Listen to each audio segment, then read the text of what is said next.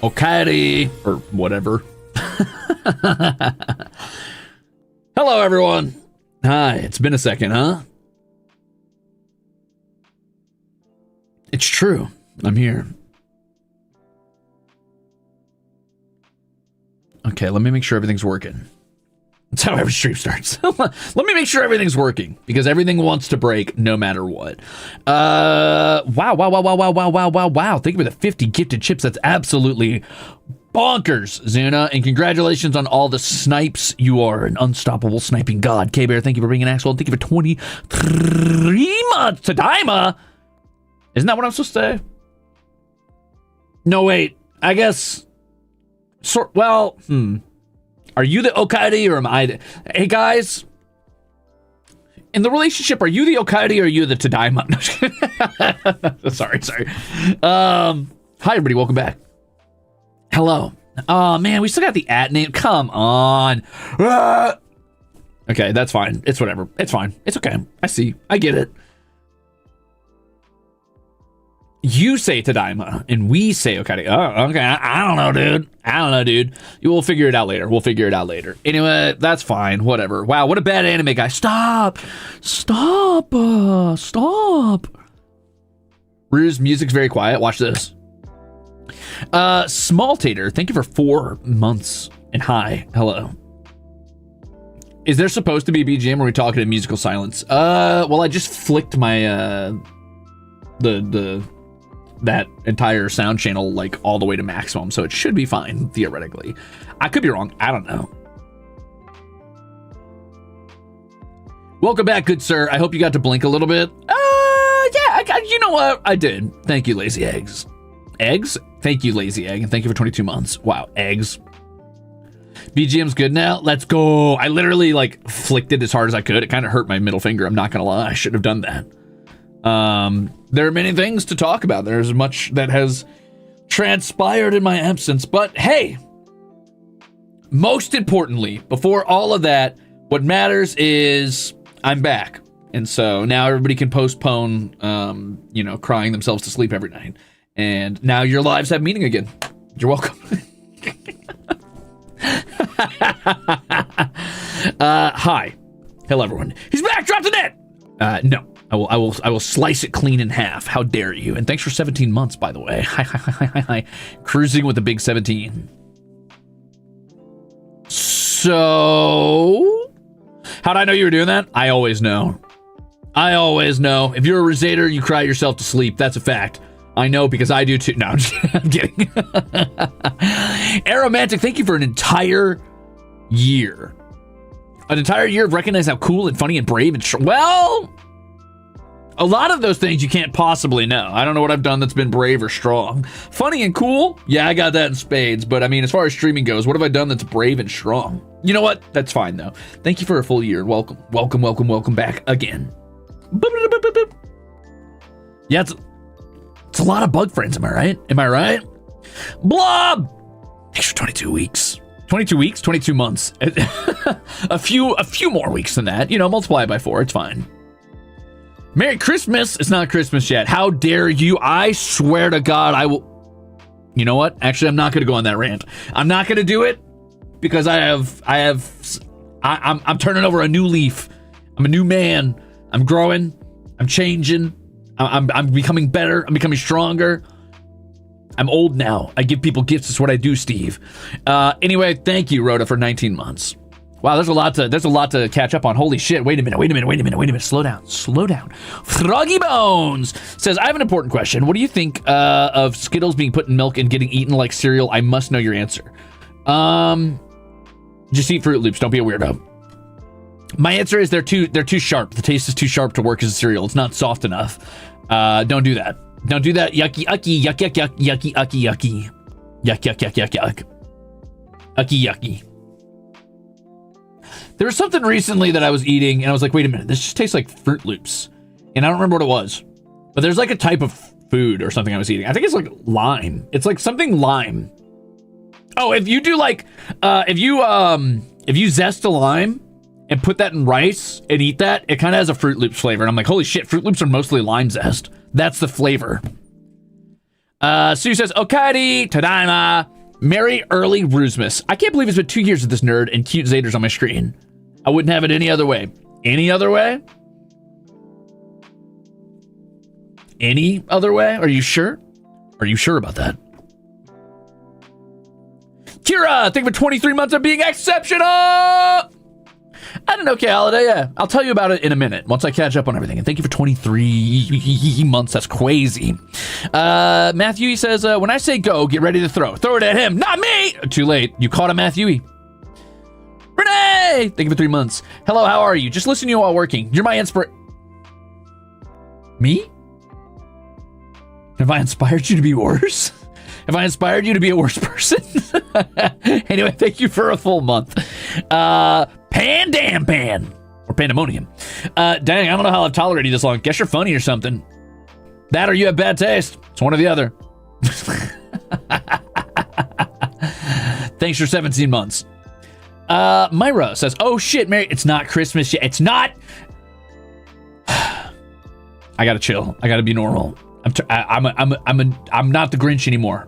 I tolerate Christmas. I tolerate Christmas in my presence. I'm a new man. I'm better. Yeah. Merry Christmas to you too, I guess, even though it's definitely not Christmas and it's too early to say that, and it's really goofy that you're trying to celebrate a whole month early and it hasn't even started yet, and it's not even like December yet, but that's fine. It's okay. It's fine. Whatever. I love Christmas now. I've grown. I've changed. Falcona says, does having an existential crisis count as crying? Because I watched an Outer Wilds playthrough. Ooh, I've heard really good things about that. I need to play that at some point. Isn't there a second Outer Wilds out now? I'm too far behind. I should do that, though. Anyway, thank you for the soup. Thank you, everybody, for all the soups and all the renewals and stuff. And I'm almost caught up, so let me catch up real quick. Ingrid says, welcome back, Ruze. Thank you. Thank you for the soup. Thank you. Iwashi says, welcome back, Ruze. Hope you had a nice break. Thank you, Iwashi. Thank you for the latte. I forgot to make a latte for this. Fuck, I should have done that. Maybe I'll take a break and make it later. Ashley, thank you for 9 months. Thank you. Am I there? No, I'm not. Okay, hold on. Wait. Hikaru, thank you for the soup. Thank you for, missing me. Cringe. Falcona says, also welcome back, I guess. Oh, wow, thanks. Mr. Hobo. I almost called you Mr. Hob. Thank you for 20 months. We're so back. Wait, we never left. It's been like a week, guys. I wasn't dead. Nitro says, being normal tax. Yes, I'm normal now. I'm better. I'm a normie. I've become a normie. I love Christmas and Hallmark films and going shopping at Mall Shart. Teleshina, thank you for 23 months. I'm not the Grinch, though. How dare you? You're better now? Unsubbed. No longer my worst Oshi. Well, hold on, Servant. I can still be bad. I'm just better. I'm bad. I'm better. Non-bad. Thank you for eating an axe-hole. God, you guys keep them coming. Okay, holy shit. Flapjack says, almost Christmas means it wasn't Christmas. Also, welcome back, my little scrungly blorbo, pookie wookie, sugar plum gumdrop. Perish for saying those words and making me see them. How dare you? Perish. Kit the dead boy says, low-key, I did miss you. I mean, huh? Who said that? Nah, it's too late. It's too late, my little scrungly blorbo, pookie wookie, sugar plum gumdrop, Kit the dead boy. It's too late. Akuma, thanks for 2 months, by the way. You mean, the Ruze Nui. I almost forgot about the Rui. You're right, I forgot about that. You inspired me to be better? Me? All right, Renee, if you say so. I don't know what I've done other than provide an example of how not to be, but you're welcome. You're welcome for that, for my reverse psychology. That's right, I'm here to fool you all into being better people. Sukiko, thanks for 23 months. I'd like to send you the 6 inches of snow. I got some snow recently, but it wasn't 6 inches. That's crazy. Congratulations. Enjoy. Suffering. Fuck, you guys are... Okay. All right. Lightning round. Investigation code says, welcome back to the biggest turkey around. I don't know who you're talking about, but how dare... Oh, you were like announcing your entrance into the room. Hello, you big turkey.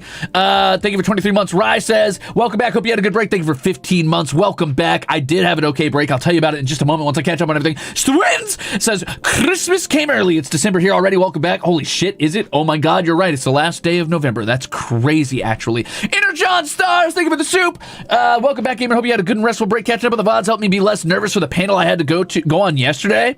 I got a short... Congratulations on having a short story published. That's actually kind of bonkers, dude. Congrats. And thank you for the soup. How'd the panel go? Was it good? Falcona says, and I agree, Christmas is on the 25th. And I've angered most of the Rusaders.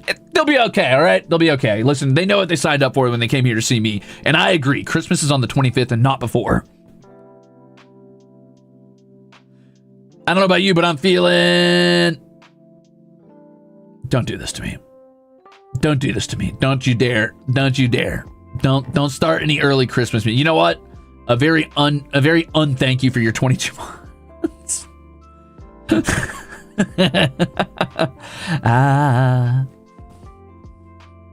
you guys hear that? She's coming. Run! Run! I'll hold her off! Tubsies, thank you for 1 month. Welcome back, good sir, and welcome back to you as well. Mira Lotus, thank you for 2 months. It's Mira, not Myra. Yeah, well, this time I said Mira, so it's wrong on both sides. So how do you like that, Mira? Tofu says, welcome back, Ruze. We missed you, and I hope you had a wonderful time with your family. Little column A, little column B, but I'll talk about that in a moment. Thank you for the soup.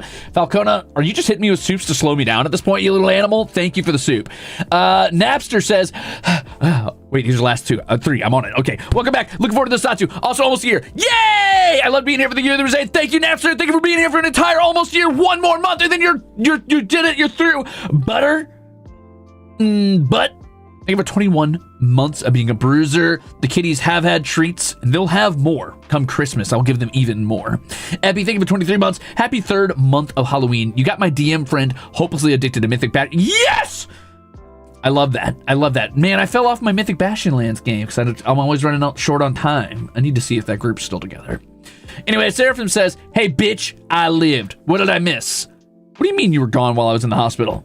What do you mean there's no VODs? Bro! Hey, listen, you didn't miss out on anything. You're welcome. Glad to see Rusaders again. Also, congrats on surviving. I told you you'd be fine. Welcome back, and thank you for the soup. I hope everything went well. I hope they sewed you back up nicely.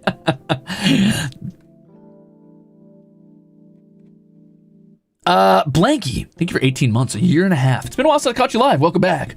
No, welcome back to you and to being here after being gone for so long. How dare you? I've been cold without my blankie. Falcona, thank you for the soup. Flapjack says, get uncaught up, Cringe Lord. You're too late. You can't slow me down. I'm too powerful now. Thank you for the soup. Let's play. PSX says, get supported with this lump of coal, you talented, creative person. Not like we enjoyed watching you or something. Actually, technically, I wasn't live, so you couldn't have enjoyed watching me. It's been an entire week since I've been here, so you must have been watching my VODs. So thanks for doing that, actually. That's great for the algorithm and for your entertainment. Holy shit, Zuna. Whoa. Wow. Wow. Hold on, let me read my message, and then we're all caught up. Okay. Wow. Big glucose. Holy shit. Thank you for 23 months, by the way, Zuna. And thank you for adopting everyone here, actually. By adopting me, you've adopted all of these little Rusaders who I keep company. I don't feed them or anything, because that's not my business. But, you know, sometimes I do little dances for them and jump around on the internet and act like a clown. Hey, kiddo, Peepaw's back. Never letting go of that one. Thanks, champ. Yeah, you're welcome, I guess. I've been rewatched some of my favorite VODs, so thank you for keeping me sane in what turned out to be a crazy month. It's been a bit of a weird month for me, too. /positive. So proud of you for all the hard work you put into idling and showing up for us. And I hope you know that we never take it for Slate. I don't get it. Is that a rock joke? Anyway, thanks for 23 months. I don't get the joke, but hey, that's big. Thank you. Mars Hacks, thank you for 21 months. Says Ruru-chan returns. You mean Ruru Sama returns. I rationed the TTRPG and Minecraft streams to get my Ruse fix. The fact that you even managed to get through those streams to get here is insane, but hey, welcome. You must have been inundated with Ruse content. Congratulations. Falcona with a big magenta. Oh, wait a minute. Is that a do you guys smell? Is that lime zest and rice? Oh no, it's Fruit Loops. Oh no, it's a rainbow. I need to call on the ancient text. Hold on. Double rainbow all the way across the sky. You're welcome. That's from the ancient internet. That's from before you were born, some of you. Mikuri-chan says, Ruze, welcome back. I have to let you know I've recently got a job at a magazine, and I'm 85% sure it was because of the VTuber graphics I made. Wow! Congrats, and thank you for the soup, and thank you for letting me know, I guess. I mean, don't forget, when you're big and famous and you own that magazine, remember who put you there. That's me. So, yeah. Matthew says, if you were to fall into darkness holding on to Mariah Carey at the bridge of Khazad-dûm, what color do you reincarnate as a Maiar? That's a wonderful question. That's a wonderful question. I would reincarnate as, Ruze the Crimson. Didn't say that coming, did you? I am Ruze of many colors. Zuna says, say my joke, Dan. Okay, if it'll get you to close your wallet and chill the fuck out, I'll do it. For your own good, I'm glad you don't take it for granted. Now, thank you for the magenta supa and chill out. Thank you for the magenta supa. Chill out. Relax, Peepaw. It's going to be all right. Relax, old man. All right? This is the new era, okay? Sometimes I listen to rock and roll. Heard of it? It's not devil music, Peepaw. Chill. Silly Sphere, thank you for 23 months. Says, welcome back, Ruze. I just finished putting up a tree, so now I get to chill with Yapstream. Yay! Speaking of trees, I wanted to talk to you guys about a Christmas tree, which I will theoretically in a second. How has it been 20 minutes? Okay, I've been doing this for 15 minutes, guys. I've been talking for 15 minutes. I've already been streaming for 15 minutes. VOD watchers, skip to 20. Thank you for the warm welcome back, genuinely. All right.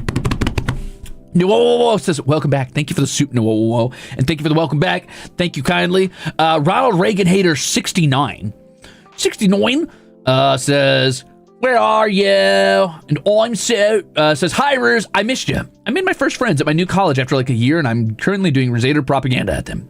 The Ruzade shall spread. Listen, I'm going to give you some life advice real quick. If you made your first friends after a year at the college, stop giving them Crimzon Rulez propaganda. You don't want to lose your first friends. but thank you and congratulations. That's exciting, actually. That's very exciting. That's very cool. I've been thinking about trying to figure out how to make local friends as well, because I want people to play board games with. I'm dying. I need people to play board games. Holy shit, Falcona! Thank you for the Crimzupa. Thank you for the Crimzupa! Thank you! Wait, I missed a joke? What? Where? Well, the joke was... Okay, so you gotta understand that Ruzaders, they tend to eat gems, which are considered like a type of rock, because obviously it's a mineral, and even though gems are technically different from like sedimentary rocks, they are, you know, still like a form of like mineral stone. So when you say take it for granted, it sounds a lot like take it for granted, which is a type of rock. So when you say take it for granted, the joke is that... Do you like that? Do you like when I explain the joke to you? Thanks for the creme soup. That make it funnier for you?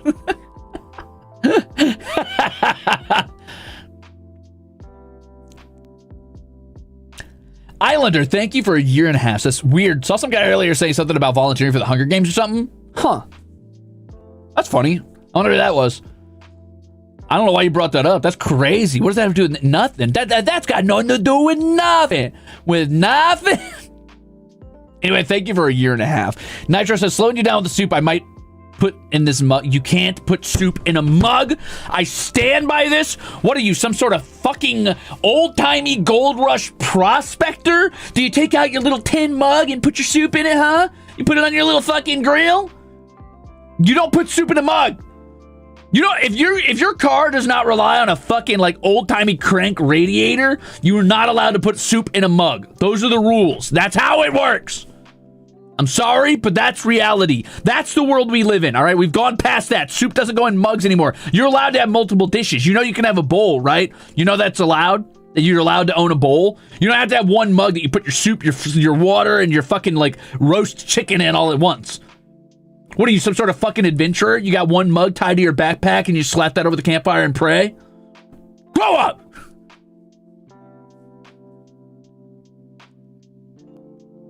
Holy shit. Oh my God, Sin. Wow. He slates us! Are we just doing Crimzupa rock puns now? You know what? I do slate you. Thank you for the Crimzupa. That's crazy. Thank you. Thank you. Are we doing Crimzupa rock puns now, dude? Is this where I'm at? Is this who I've become? I better start figuring out more rock jokes. Am I earth-coded now? What happened to Zephyr? What happened to me being wind-coded? Or are you guys earth-coded? Are together, do we make the heavens and the earth? I alone am the honored one amongst the Zephyr. And you guys are rocks. Cringe. Weimer says 15 more minutes of stalling, please. I'm not stalling, I'm trying. Thank you for 20 months. Okay, you're right. I gotta hurry. Having mercy. Holy soup. He's returned. Welcome back, Ruze. Thank you for the soup. Having mercy. Thank you. Okay, cool. Oh my God. Oh, Alistair. Okay. Thank you for the Crimzupa. I'm just here to add to the distraction. Welcome back, you nerd. Well, at least it wasn't a rock pun. Thank you kindly for the big Crimzupa. You're too kind. That's too much. Nom, nom, nom, nom, nom. I'm drinking up all that soup, not out of a mug, because I'm not a little freak, and I know that there's some dishes for some things, just like I don't carry a fucking thimble of soup around, or a spoonful, you animals. Thank you for the Crimzupa. Mint Juice says, the other day I was watching a VOD, but I fell asleep, so your voice haunted my dreams. It was confusing and awful. Nightmare. Welcome back, sleep paralysis demon. I hope you fall asleep to this stream specifically, and I hope I say something that really fucks with you, that really lasts a long time. The type of dream that wakes up and changes your perspective on reality and life. It really just like hovers in your subconsciousness for the rest of all of time. Thanks for 5 months.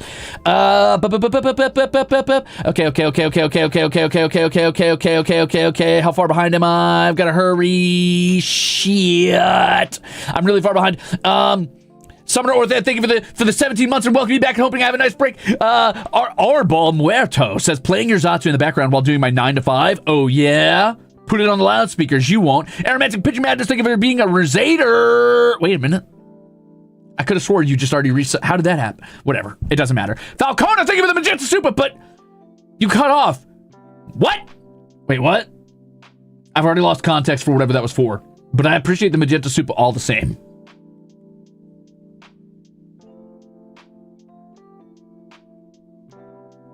Sorry, I had a piece of peanut stuck in my tooth and I had to get it, and I got it, and it's delicious. Saving that one for later. Thank you for the peanut aftertaste. Wow, thank you for the Magenta Soup. Holy shit, Falcona. Thank you. Straw Beleri says, I heard from a certain doll you were dancing in a strip. Nope. No, I wasn't at. I don't know what you're talking. Wow.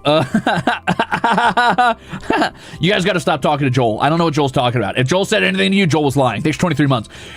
Chloe, thanks for being an asshole. Holy shit, Nixie, thank you for the Crimzupa. Is this time for a rock joke? Let's find out. Welcome back. It's also the first time I've been able to catch you live in a while. My boss is making me go to the comic store for D&D because apparently I need to get out more. Any advice for a D&D noob? First of all, sounds like the coolest boss that ever lived. Good for them. Second of all, my advice to you is not to stress. There are no rules. There's no correct way to play. The only advice I can give you to be good at D&D is be conscientious of your fellow players and make sure that you're giving them their time to be in the limelight, but that you're also participating and trying to... It's the same rules of having a good conversation.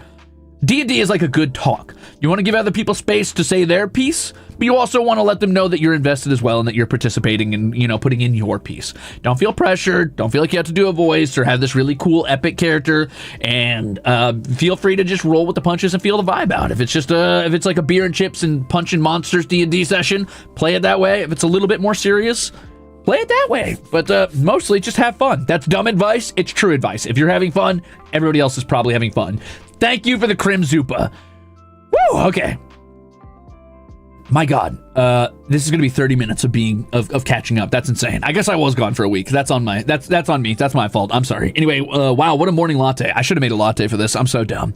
Oh, I haven't streamed for so long. I can tell because I'm talking a mile a minute and I'm losing focus constantly. Aromantic Picture Madness says, I'm a canary ghost in the coal mine. Soup mug's good. You're wrong. And I would send the false canary to crush you for your wrong opinions. Faded Harmonies, thank you for an entire month, says, you make me want to play TTRPG games. You're welcome. Also, do play them. And thank you for an entire month. Welcome back. I hope you have fun. Report back to me once you inevitably do it, and it makes your life better, and you have a lot of fun, and you make lifelong friends through it. And then you can thank me for saving your immortal soul. Yeah, that's right. I did that. Neurotic Alien says, caught up with messages. Welcome back. Thanks for the soup and thank you for the welcome back. Says, permission to attempt to pry the soup mug from our cold, frigid claw thingies attached to our dehydrated exoskeletons granted. Thank you for granting me that permission. It's not going to be hard. I'm going to put you in a boiling pot of water and I will cook you. And then when I'm done making Ruze stew, I will put it in a fucking bowl like God intended. Okay. Anyway, thanks for the soup. Iris slides in a mug full of bone broth. Miss you. Throws it over my shoulder, rinses out the mug, and puts a mug full of milk in there. Because the only thing I'll be drinking out of mugs is lattes or milk.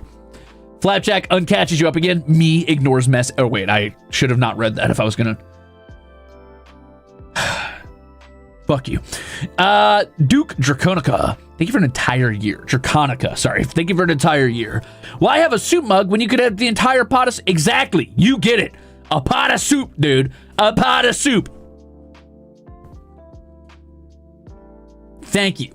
Thank you very much. How are we already arguing about soup mug? We'll get to that. Rose's Light says, welcome back. Did you bring a shiny rock from your adventures? Also 17 months? I know, it's been forever. I've been here forever. You've been here forever. Let's all agree to never do this ever again. All right, this is it. This is the cutoff. We're done. Crimzon Rulez is over party.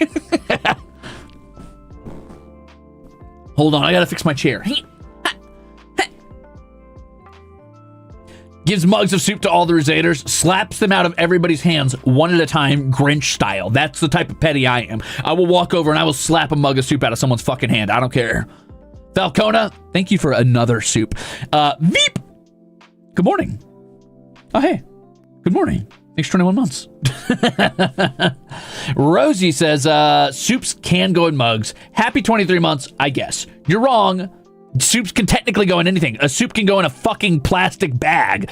Are you gonna do it? No. Yes, it can. No, it shouldn't. We have rules for a reason. We belong in societies. You're not a fucking animal. You don't drink soup out of the ditch in the side of the road. You don't drink soup out of a mug. I send this as I sip soup from my mug right now. I hope you caught up. Welcome back. Shusisu, we'll get you. We're gonna get you the help you need. All right. I'm gonna get you the help you need. I'm gonna fix you. Thanks for 14 months. Myra says your throat's parched for talking. You take a sip from the cup sitting next to you. It is chicken noodle soup. The mug propaganda has won. Incorrect. I'm gonna take a sip from this bottle of water sitting right next to me. That's right. I'm drinking water. I'm a changed man. I've grown. I've become stronger. Thank you for the soup. I will never drink that from a mug. I will always sip it from my Ruzeter branded bowl, which is the only bowl I ever eat out of because I'm a real Ruzeter. Yeah. You're not a real Ruzeter if you don't always drink every soup out of your bowl, Ruzeter bowl. I just dropped the cap to my water bottle. I'm so sad.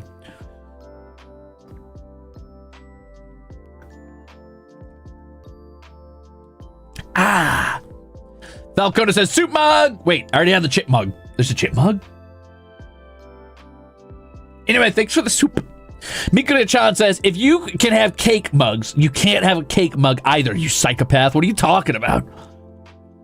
Are you guys just sending me soups to piss me off? Are you just sending soups to spread lies? What do you not put in a mug? Let me ask you that. All right, back up. What will you not put in a mug? At this point, why don't we eat everything out of mugs, huh? You got a mug full of Skittles?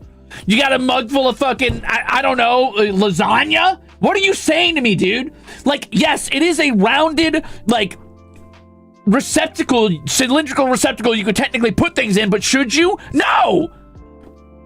No! It's for liquids! And not soup. Soup has too many solids in it. Honestly, I'm borderline on hot chocolate going in there. What the fuck is a growler, Matthew? A mug of soup? A growler of beer? You're just saying words, you got. What are you, a fucking grizzly bear living in the woods? No wonder you're acting like an old-timey prospector. Motherfucker said a growler of beer? Oh, yeah, you know me, my mug of soup and my growler of beer. What are you saying? I'm I'm gonna fucking lose it, dude. Thanks for the soup.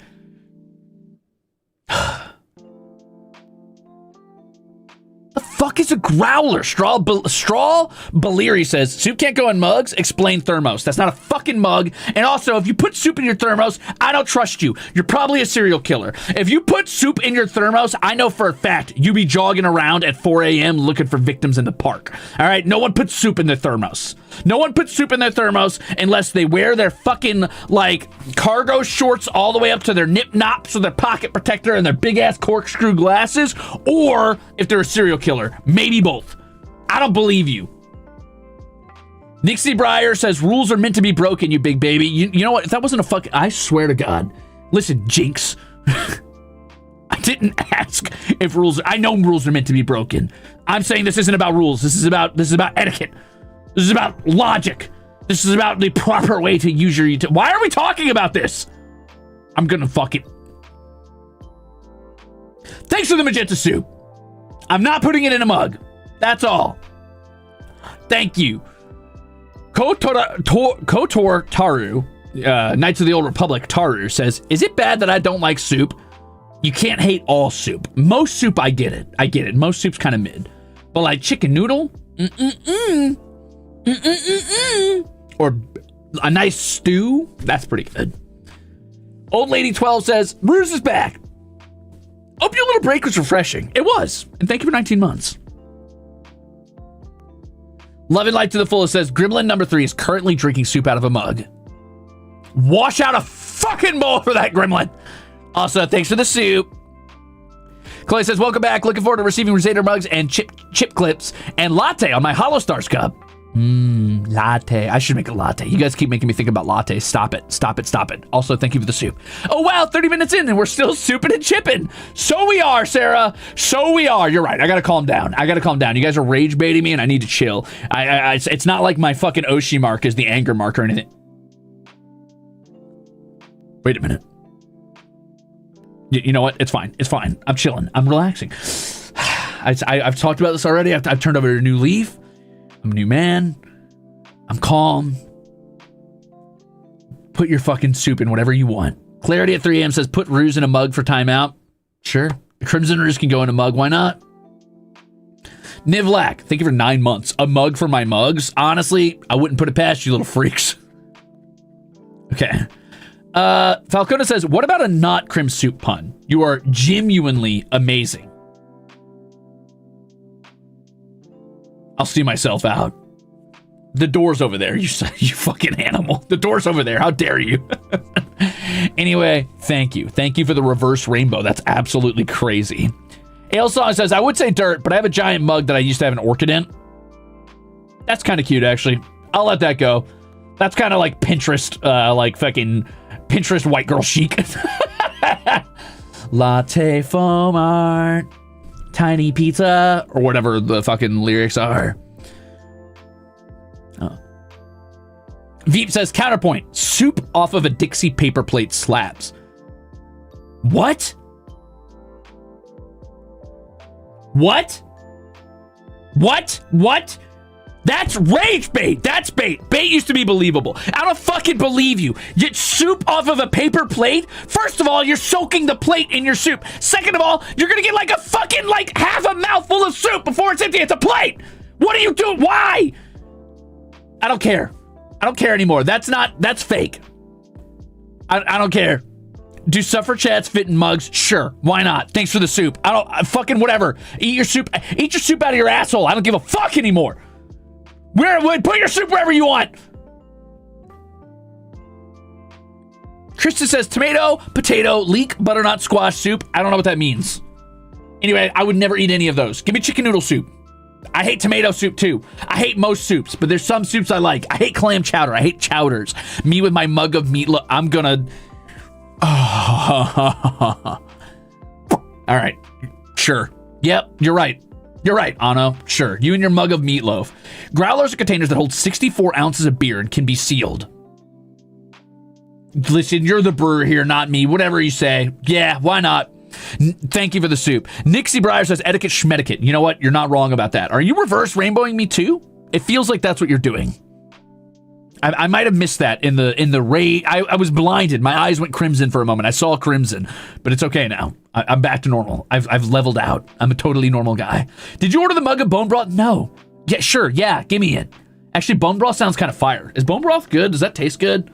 I bet that does. I bet that's delicious. I don't think I've ever drank bone broth on its own. I think I've used it in cooking recipes, but not just drank it. Counterpoint, mugs are great bowl alternatives for portion control, says Chewy Nubbins. Counterpoint, if you're portion controlling a fucking soup, you've got other priorities to take care of, and that's what are you doing with your life? It's soup. It's like 90% liquid. You're fine. Just drink your fucking soup out of your bowl. Anyway, thank you for 23 months of being an asshole. Falcona says, long-winded reverse rainbow. Also, I threw some chips in there. Thank you. Thank you for the chips to dip in our soups. Actually, I just had chips and salsa the other day for the first time in a long time, and it was pretty fire. I'm not going to lie. I loved it. Necronomicon! What if I have a soup thermos and a coffee thermos? You're drinking soup and coffee together? Wouldn't do it. I wouldn't recommend it. Sounds terrible to me. Epitaph says, I'm pouring a cup of chili out for you, and then promptly gluing a handle to the Rosator bowl to make another mug. That doesn't make it a mug. That makes it a bowl with a handle. That's different. A mug is different than a bowl. All right? Once a cup, it's a certain like width and size ratio and can hold a certain amount of liquid ounces. It's no longer a cup. That's a bowl. Pinapedal says, how about chugging the soup from a blender that counted as a mug, right? Also, I'm drinking a coconut latte from a Tupperware. I'm convinced you guys just fuck around just to fuck around. I'm convinced you're just like, you're trying to like be like, this is my expression of free will. This is the equivalent of you just being like, oh, that's right. I can actually walk off the road and into the woods. And that's okay. Fine. You're right. You're an individual. You can do whatever the fuck you want. You're wrong about it, but you can do whatever the fuck you want. And when inevitably you step into those woods and you get attacked by the same fucking bear who has soup in his goddamn mug that he heated on his campfire that he stole from an old-timey prospector who also probably was digging around for gold. When you get attacked by that bear, feel free to step back on the fucking path and put your soup in a bowl like an adult. All right? When you're done experimenting with your fucking free will or whatever. Sip soup from out of a styrofoam cup. Midwest Avenger, I swear to God. I swear to God, this will be the last month. 23 months is as far as you're going to get. Danny says, Rosaders, I miss you so much. Moi, moi. Oh, hi, Ruse. Yeah, hi, Danny. King Bird says, I'm making another cookie butter latte for myself. Do you want one? No, but I do want a mocha latte, and I might go make one in a minute. I will put it in an undisclosed drinking vessel. Yeah, put that latte in a bowl for me. Thanks. Tasty. Holy shit, I fell so far behind. Catbird says, Ruse, please calm down. It's okay. All right, I'm calming down now. Here I go. Flapjack says, Guards, bring this man the Osmanthus soup mug. The what? Islander says, sip soup from my wine glass. I don't care. I don't care. You can't rage bait me anymore. I care not. Sip soup from your fucking fork. Sips my mug out of my soup.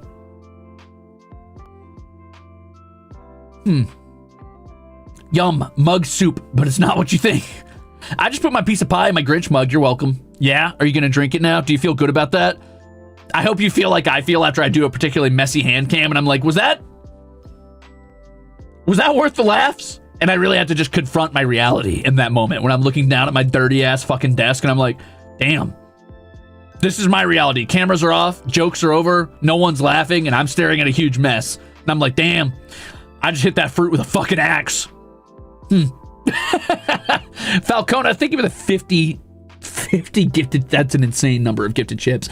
Thank you for the 50 gifted chips. What a weird and warm, and by warm, I mean blazing hot, infuriating welcome back. Thank you, everybody. AJ Tigertail, thank you for 4 months, says, using my Crimzon Rulez as an animal bladder flask-esque container to eat my soup in fucking joy. I can't wait for you to uncork that bad boy Mad Max style, standing out in the middle of the fucking Badlands and take a big fucking quaff of beef stew out of your Crimzon Rulez, and everybody's gonna look at you like the psychopath you are. Okay, but for real, drinking brothy soup from a mug is very cozy on a cold day. It's like dipping bread in hot chocolate. I'm not acknowledging that. Thank you, Ano. Thank you for the soup. Nixie says, we outnumber you. We're not wrong. You're wrong. Actually incorrect, because I'm the only one who doesn't have to type and can use a voice here. And if I zoom in, you no longer even have typing. So actually, I'm right. You're wrong. That's right. The media controls the narrative. Take that. Don't mind this rock pun topazing you by. I swear to fuck, I am going to. Ooh. I can't think of a single rock right now in my rage, but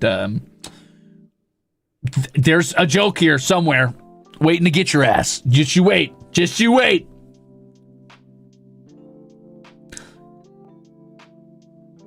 God darn it. See, because I could have said God darn it. There's your joke. Anyway, you have no whimsy, Crimzon Rulez. What the fuck does the hedgehog have to do with that? What? Oh, because Sonic was saying it. I see, Milksop. You have no whimsy, Crimzon Rulez. Huh. Watching Angry Ruse fuel Angry Ruzeters fuel Angry Ruse is like an eternal energy machine. Yeah, we give each other power. It is our great eternal power source. I caught up. Oh my God, I did it. Nixie Brian, thank you for the blue soup. Oh my God. Okay, guys, stream starts now. Okay, VOD watchers, you're free. 45 minutes in. All right, skip to 45 minutes. Thank you so much for all the soup and all the chips. We're back. I did it. I'm here. Life is good. Hi, everybody. The stream just started. Welcome in. My name's Crimzon Rulez. I'm Elysium's greatest monster hunter. I'm the Midwest fantasy VTuber. I'm your least favorite idol. Thank you for the reverse rainbow soup, by the way. And now, I'm here. I made it to the future. Guys, I came to warn you. I came from the past to warn you. There's going to be a 45-minute argument about soup mugs. Am I slate to the rock punt?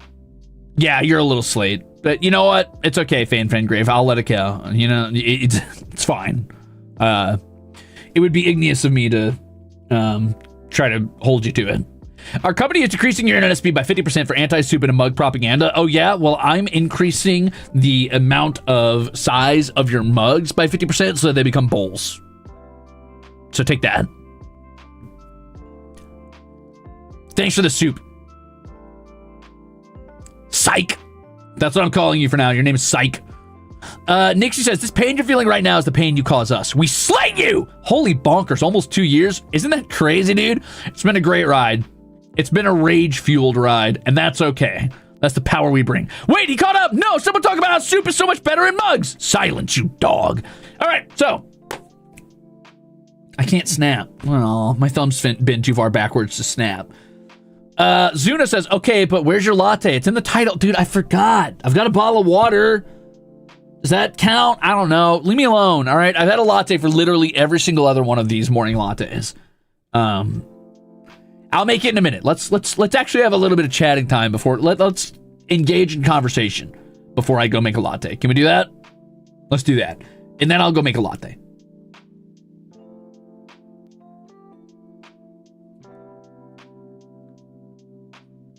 So, hi everybody. I'm back. A lot has happened in the week I was gone. Almost none of it related to idle business, unfortunately, but a lot of it related to doing IRL stuff, which is pretty crazy. Yeah. I got a lot done this week, like a lot. There's been many things. If you want the highlight reel, I disappointed a cop. I made my car legal. I did a couple things to become a normal functioning member of society. I did some homework for the government. I saw my family. Yeah, a couple things have happened. So that's pretty cool. Yeah. Were your tags lit? Maybe a little bit. Maybe a little bit. Maybe a little bit.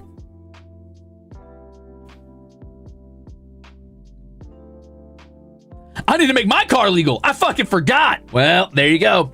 Can I elaborate on the cop? Now, let's start with something chill first. First of all, big news. This is the biggest news possible amongst all the news I'm going to deliver today. I'm just going to get this one out of the way because this is what everybody tuned in for, and I don't believe in making you guys wait clickbait style until the end of the stream to drop the big news. So brace yourselves. I bought a Christmas tree for the first time ever since being a kid and living with my parents. I've decided this year I'm not going to be a Grinch. I'm turning over a new leaf. I'm going to put up a Christmas tree. I'm gonna decorate it. Yep. So that's gonna be cool. Yep. Who are you? I know. I'm as confused as you are. But I decided this year I'm gonna go ahead and I'm gonna decorate. And I'm going to try to, air quotes, participate in Christmas. And by that I mean I will probably, I don't know, get myself and maybe my cats a few presents and put them under the tree.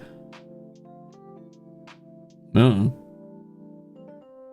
figure it out. It's gonna be horrific. Probably, yeah. Looking forward to cats versus tree updates. Yeah, that'll be interesting. Actually, Pollux has never seen a Christmas tree in his life. I don't know if Arturs has since I adopted him. And I don't think Little Lady has because she was an outdoor cat. I mean, she's seen trees, but not like Christmas trees. So I don't know. It'll probably be all of their first Christmas tree, I imagine. I don't know. We'll find out. Listen, we're going on this journey together, you guys and me. We're going to all learn what it means to experience Christmas like normal functioning people, probably, maybe. So anyway, that's the big news, is I have learned the true meaning of Christmas. And that meaning is capitalism, I assume. I don't know, something like that. I'm sure there's a meaning behind it, and I think the true meaning of Christmas is probably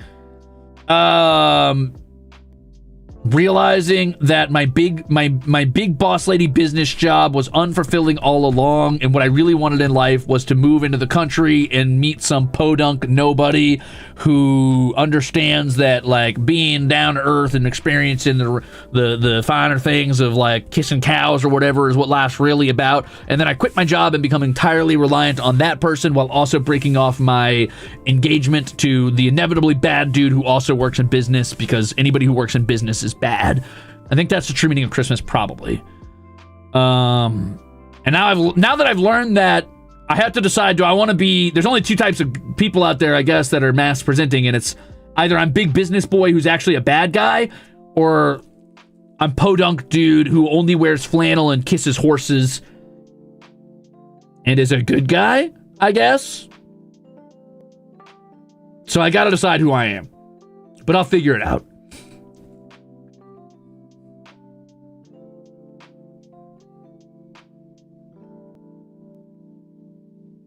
There's two wolves inside of you.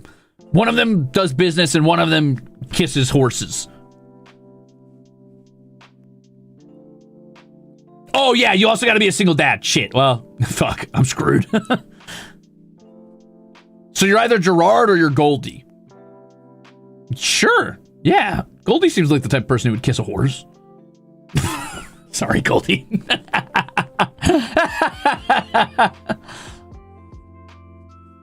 I am a cat dad. Wait a minute. I'm halfway there, dude. I'm halfway there. Is it a plastic tree or a real tree? It's plastic. It's plastic.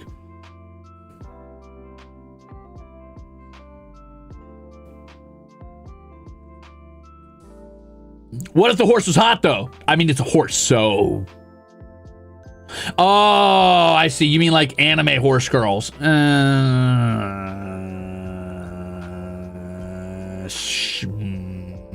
I think that's infidelity at that point. I don't think the big business lady is going to like you if you're kissing random horse girls. That's not okay. It's one thing to kiss your horse square on the lips, but to kiss horse girls square on the lips? I think that's illegal. That's against the rules.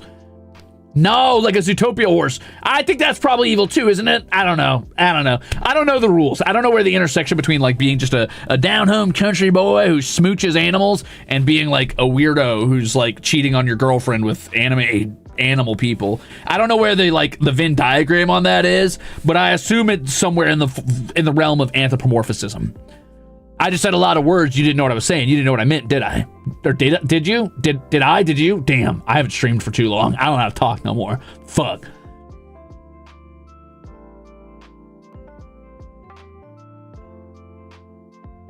Leave that to Axel. No problem. Axel's got it on lock.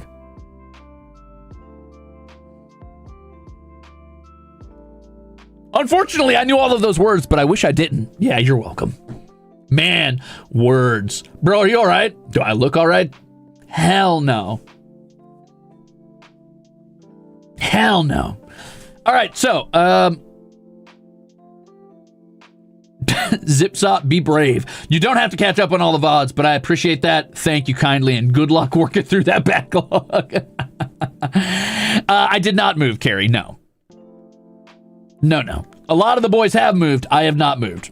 If that was the suspicion about why I was gone, that did not happen. However, I did have a good reason to be gone, and I'll explain that as I go down the list of things I've done during this week. Trekkie, thank you for 23 months of being a jackaxe.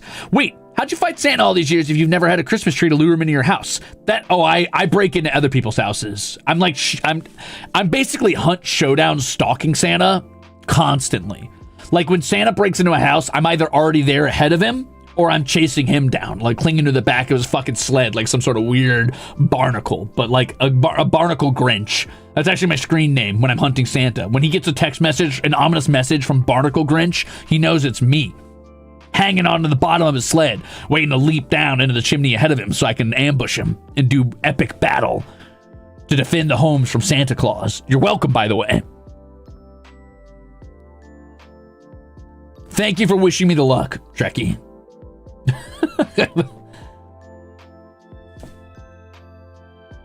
You gotta live stream that sometime? Yeah, you're right. I should bring a camera to my Santa duels. No problem. Cover approves this message. Yeah, Cover hates Christmas. That's a fact. Actually, you can ask Cover. They hate Christmas. They can't stand it. They approve my message of anti-Christmasisms. That would go viral for sure. Mm-hmm. So you're like the Grinch, but creepier. I'm like the Grinch, but with violence in my heart.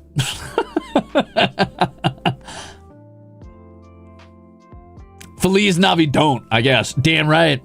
All right, listen.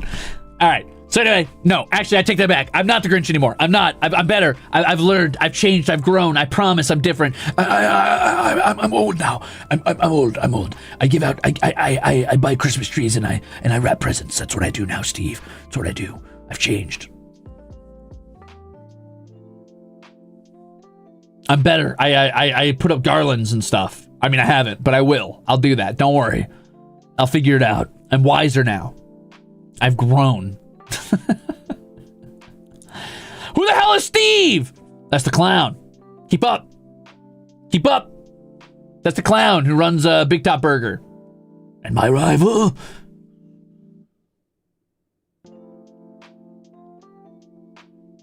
Dude, I've always wanted a pair of Ebenezer Scrooge pajamas. I feel like that would fuck. Minus the weird cap. That would make your hair lame. But I mean, the pajamas, though, that big fucking frock or dress or whatever he's wearing. I don't know, dude. It's kind of got a drip to it. It's kind of... Honestly, I'd probably replace the hat with like a long scarf with like a pom-pom at the end. That'd be kind of fire. Just saying. Carrying around like a little candle. Stalking the halls of my manor. I want a manor to stalk the halls with a candle. I think that would be cool, dude.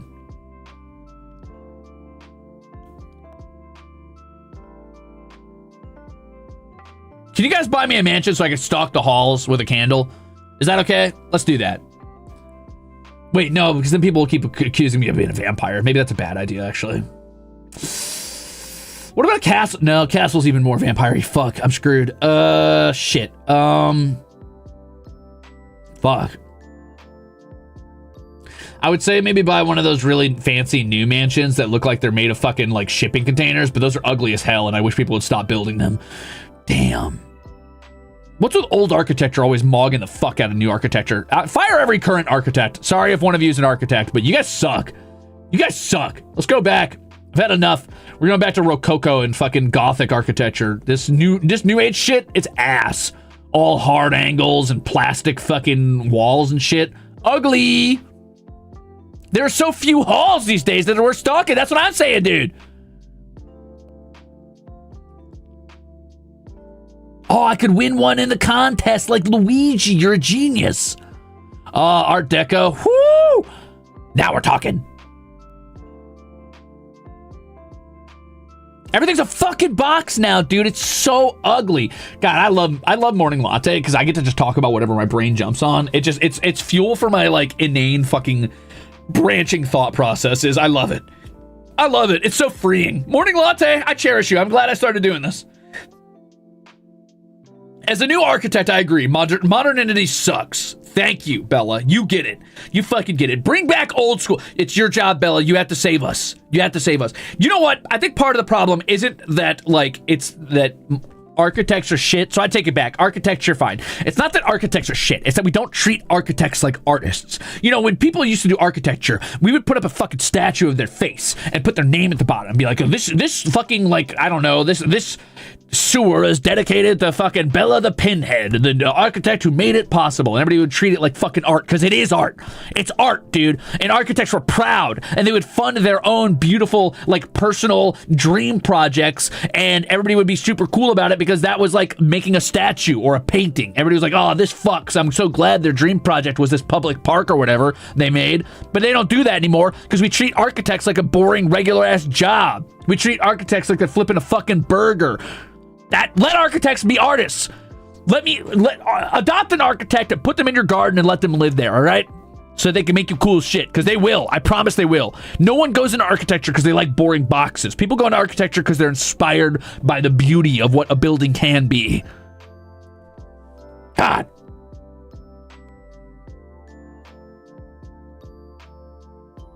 I know they make you build boxes. I'm tired of it. I've had enough. It all goes back to capitalism. I've had enough. I'm gonna start eating people. I'm gonna start eating people on live television. I'm done. I'm fucking done. It all stems back to where the money is, and I've had enough.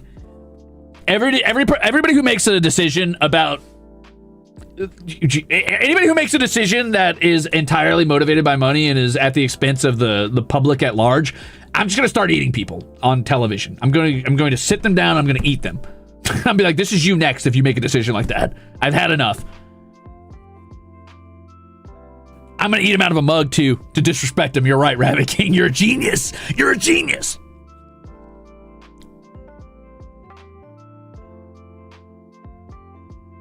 Put him in a mug.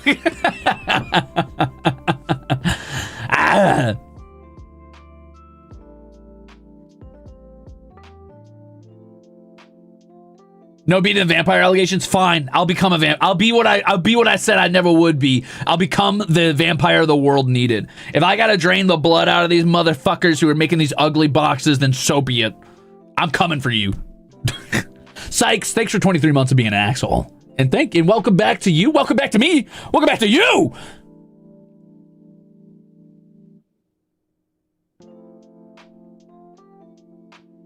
Better than a hair pyre? You better believe it, baby. You better believe it. Latte art the cannibal bug. Vampires, like dragons, are a metaphor for royalty and later for capitalism. I think vampires are a lot of things. I think they are they've become a metaphor for capitalism for sure, and the ultra wealthy and the way that they drain their, like, you know, the disenfranchised of their area for their own gain. I don't know if vampires were always that. I think vampires were originally just a spooky story about somebody that drinks blood. Ooh, scary. Gara, thank you for 10 months. Causin, thank you for 8 months. Holy shit. Umi, thank you for 23 months. You guys crazy. He will do what needs to be done. Noted. Welcome back. All right, next thing. We're done. I've had enough. All right. So, I got a Christmas tree, but check this out. Guess what else happened? I celebrated turkey giving. Goobert, thanks for 23 months. Welcome. Dude, I want a gargoyle on my porch. I want a house. Okay, anyway. God, I want a cool manor. I want to live in a cool manor. I want a castle. I'm going to buy a church and renovate it and put gargoyles on it. It's going to be so cool. Anyway, I celebrated Turkey Day. Some family, my little brother came to visit me, but then we drove all the way out to go see my dad, which was cool. And that was nice because, okay, well, it was nice. It was nice with conditions.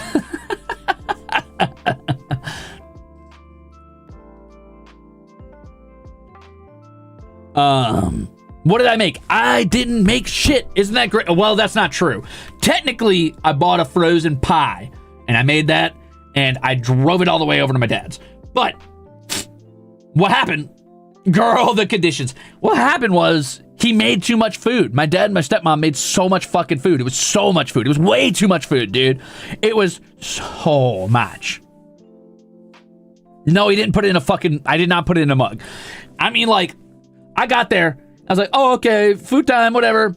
No, that's not the point, Hermit. I'm talking too much food, all right? So there was turkey, ham, yams or sweet potatoes with little marshmallows on top or whatever. There was corn, there was stuffing, there was mashed potatoes, there was deviled eggs, there was cranberry sauce, there was green beans, there was rolls, there was fucking what else was there? Too much. There was too much stuff, dude. Too much stuff. I couldn't eat it all. It was so much stuff.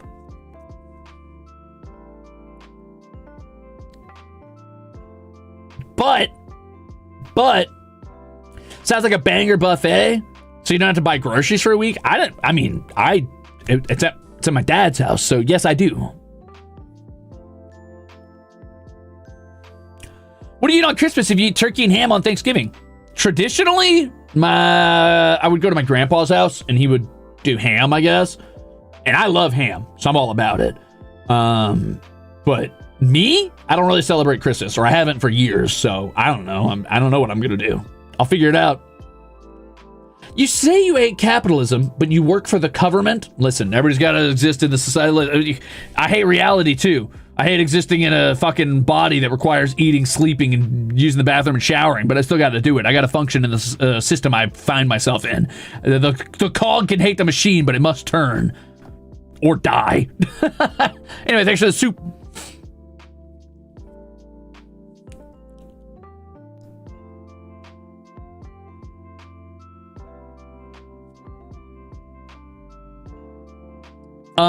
What was I saying? Anyway, it was too much fucking food, right? But to my great sorrow, I forgot to take any leftovers home when I left. I'm so sad. I did bring my pie back because there was so much food. Nobody ate any fucking pie. They even had other types of pie there. They had like some sort of Oreo pie, and they had like a chocolate pudding pie, and I brought over an apple pie, and there was ice cream, and oh god, there was so much fucking food over there, dude. What the fuck was I supposed to do? And my dad was so excited. It was actually really cute. All right, so check this out. My dad's getting older, right? My dad's getting older. He still works really hard. He still does a bunch of shit. He still does mechanic work and landscaping and shit. But he's always been this sort of wiry, strong guy, you know? But as he's getting older, he's getting excited about goofy dad stuff, and I think that's kind of funny. Random Axolotl, thank you for 23 months, by the way. But aren't you digital beings? No, dude. I mean, what? No. Yes? I don't know. Sort of, but no, but sort of, but no. I still gotta fucking eat.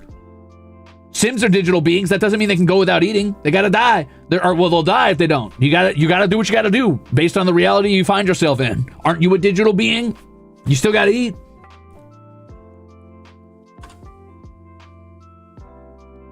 Anyway, so Papa Ruze, which is not his name, because Ruze is my name. But my dad, he's getting excited about goofy shit as he gets older, and I think it's pretty cute. I think it's pretty funny. For his birthday, which is right before Thanksgiving, my stepmom got him a watch or whatever that he can take phone calls on, and he's so excited he talks into it all the fucking time. I think it's just funny to watch him hold his little wrist up to his fucking hold his wrist up at himself and talk into it, because he's just incredibly charmed about it. But he was gushing about how he got a pellet grill recently, and I don't know what the fuck that means, because I don't know, dude. I don't do that shit. I don't do dad shit. Anyway, he got a pellet grill, and he's super excited about it. And he was excited to be able to use it and use it for his ham and his turkey. And my dad's never been a goofy, cute kind of guy. He's always been sort of kind of biker coded, you know, a ponytail down to the back of his knees type of shit, kind of a tougher guy, fuck the police type of dude, right? But to see him get older and get excited about goofy shit is really cute. He was very excited about his pellet grill, and he kept telling me that he this year he got to inject the turkey and the ham with like stuff, but he couldn't quite explain it because he was excited about it, I guess. So he's like talking about how he like injected it with juices or seasonings, and he was like, he's like, you've got to try both. I'm like, I'm gonna try both. He's like, you got to try both, Ruze. You got to try both. I'm like, okay. He was very, very interested in what I thought of it, which, by the way, it did fuck. He was right. It was fucking incredibly banger. Maybe the juiciest turkey I've ever eaten in my life. I mean, like, oh my God, this shit was delicious. But it's just funny to watch my dad get into really dad stuff as he gets older, and I think that's cute. It's also simultaneously a little sad to see his hands starting to shake and him becoming like even wirier. Like he's always been like pretty thin, but pretty strong for being a thin guy. Like he builds muscle in a really thin way, but now he's like thinning out even more because he's like becoming an old man. So his hands are really shaky, but man, it's also really cute. I don't know. There's like this weird juxtaposition in my head of like, what a charming older fellow he's becoming. And also, oh man, my dad's getting old. Bummer.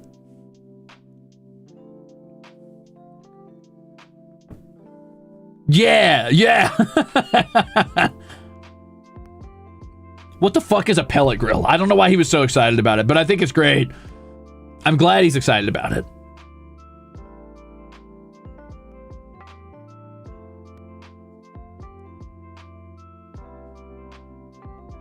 They're smokers. Oh, maybe that's why it was so juicy. But wouldn't that dry it out? I don't know. Also, he's like forever... man... My dad's always been what my mom would call a horse trader, which is like the type of guy who she says it's the type of person who like collects stuff and then trades it, right? So he's like forever like collecting old rundown vehicles and repairing them and then trading them in for slightly better vehicles with other people, or he'll like, I don't know, scrap them and then take some of the scrap and then trade that for shit. And he recently traded something, I don't even know what he fucking had laying around. I think he traded like some old like engine or something he had laying around, and he got a fireplace, except he legally can't put the fireplace in his house because it's a fire hazard. So he has this like wood smoker looking old school like wrought iron looking fireplace, and he just keeps it out in the fucking yard now with like a stool in front of it that he sits on that has like an old tin pipe coming out of it that looks like it should be in like a living room, but he just has it out in the yard and he sits in front of it. And I'm like, okay. So I come over, I'm like, Dad, what the fuck is this? He's like, well, Ruze, I traded up for this and now I have it. I'm like, okay, sure. He's like, I just like it. And my little brother's like, yeah, I love this thing. I was like, what? And I'm like, you knew about this? He's like, yeah, I love fires. So when there's no bonfire, I just sit in front of this. I'm like, okay, dude. I'm like, you just sit in the yard staring at this fucking like wrought iron fireplace? Jesus Christ.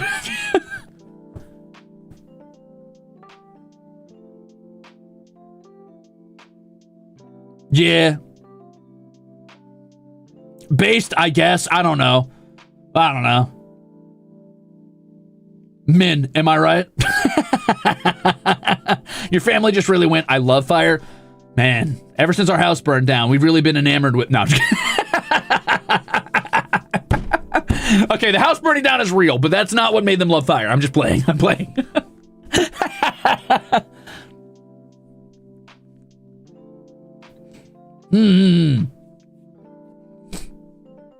Ruze, what? Nah, it's true. My little brother does love fires. I don't know what that's about. Maybe he got the fire side of our bloodline.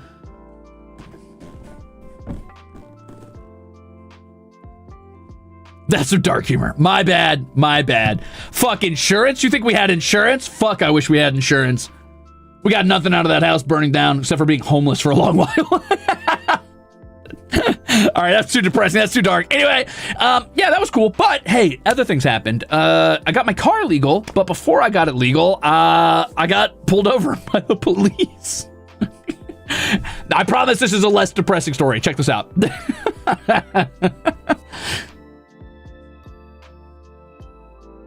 So, I decided at like, I don't know, 6 a.m. I was hungry and I wanted some food. So I was like, I'm gonna go to a little like convenience, like a gas station, basically. I'm gonna go get something to eat. So I'm driving or whatever, and I'm listening to my music. I'm chilling. I'm driving totally normally, but then some bored cop sees me and is like, I'm going for this guy. Does a U-turn to follow me. Drives behind me for a while. I'm like, ah, fuck, here we go. I'm like, maybe it's nothing. Maybe it's nothing. And as I'm about to turn in to this gas station, motherfucker flicks on his whoop whoop. I was like, ah, shit. So I pull over. And the dude rolls up. And he comes up and he's like, do you know why I pulled you over? I was like, nope. He's like, oh, okay, well, you know, he takes my info or whatever. And then he's like, anyway, your tags are expired. They've been expired for like a few months. I was like, oh yeah, that's right. I was like, I was going to fix that this week. Actually, I forgot about it. And he's like, oh, okay, well, you need to get that looked at. He's like, I'm just giving you a warning. And I was like, okay. I was like, hey, officer. As he's about to leave, I'm like, hey, officer. He's like, yeah. I'm like, hey, I was actually just about to drive down to that gas station to grab myself something to eat because I'm hungry. And it's like right there. Do you care if I do that? And he shakes his head. He's like, I see him visibly roll his eyes and shake his head. He's like, just go. Just go. So, like a fucking child, like a baby, I'm already like, uh-oh, as he pulls me over, and I'm like, sorry, I forgot. And I was like, can I go get my snackies? He's like, just fucking go, dude. So I drive over there, and he watches me go, and then I go in there, and I get my delicious treat, and I sit in my car, and I'm eating it, and the dude pulls into the parking lot behind me and watches me for a while. I'm like, hey, you really thought I wasn't gonna go here, huh? And I was like, okay. And then I finish my food, and I'm like, all right, and I pull out, and I drive home. The dude does watch me. But I did make it. That cop was like, this motherfucker. Hey, officer, I was just gonna drive down there. You care if I just drive down there and get my breakfast? He's like, just go.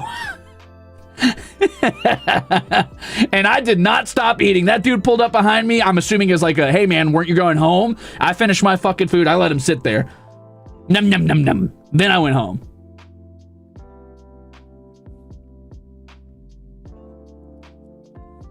Yeah, maybe I should have bought him like a treat or something.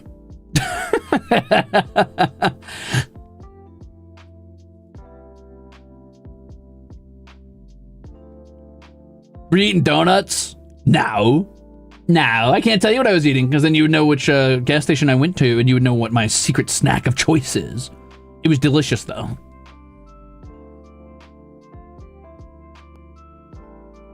Months, dude? Leah, you don't want me to tell you the things I've put off. You don't want me to tell you the type of... All right, listen, you got to understand. I'm getting better. I'm learning. I'm growing up. I'm becoming a man, all right? I'm learning how to function in a regular society. However, you have to understand that I come from a family that has largely found ways to ignore, skirt, or outright circumvent many, many rules in society. My father has taught me many things about...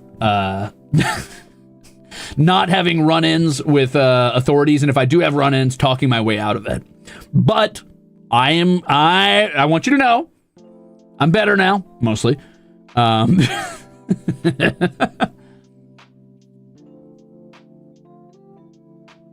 see? Nitro gets it. See? It's not that big a deal. Almost 2 years expired. See what I'm saying? You just kind of let that stuff go for a long time. And honestly, as far as my family goes, I am very lawful, all right? Like, I've never owned a police detector that I keep on my dash. And that's been in my family for generations. I don't have any, like, fake tags or fake plates that I carry around. So, you know, I'm pretty chill. I'm pretty good. I'm pretty law-abiding.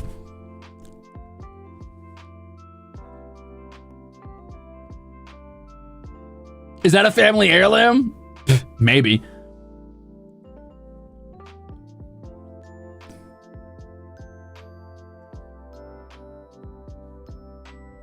If you pay your tags on time, though, you don't have to pay the extra late fee. Ah, but you see, if I don't pay my tags on time, I don't have to go anywhere to pay my tags. Which I did. I did the next, like, it was technically the weekend, so I couldn't do anything, but like 3 days later, I went and I got my tags legal, so we're good. Everything's fine. Tags legal. Good to go. I'm legal again. You're chill.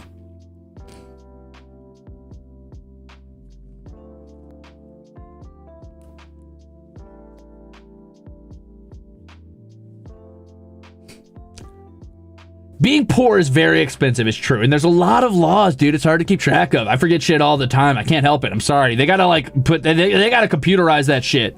They got to get that shit set up in such a way that it's easy for me to keep track of, because right now it's purposely obtuse and obscure. It's to annoy the shit out of me. If you can't afford somebody to do that shit for you, some sort of like bookkeeper, they want it to be hard. They want you to fuck up. And I don't want to. It's a hassle, and I don't want to do it most of the time. That's what it boils down to. Now, I'm not like I'm not like the generation before me, okay? Like, I'm not purposely doing it because I'm being malicious. I'm just not doing it because I'm lazy, because I don't want to keep track of it. But I'm trying to get better. And on that note, you know what I did? You know what I did recently? This is big. This is big news. This is what I was tweeting about the other day when I said I took a big life step, and I mean it. I did. For the longest time, I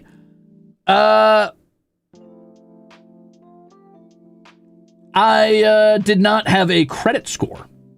And I know what you're thinking. How's that possible? Because I have possibly bad luck. I'm not kidding.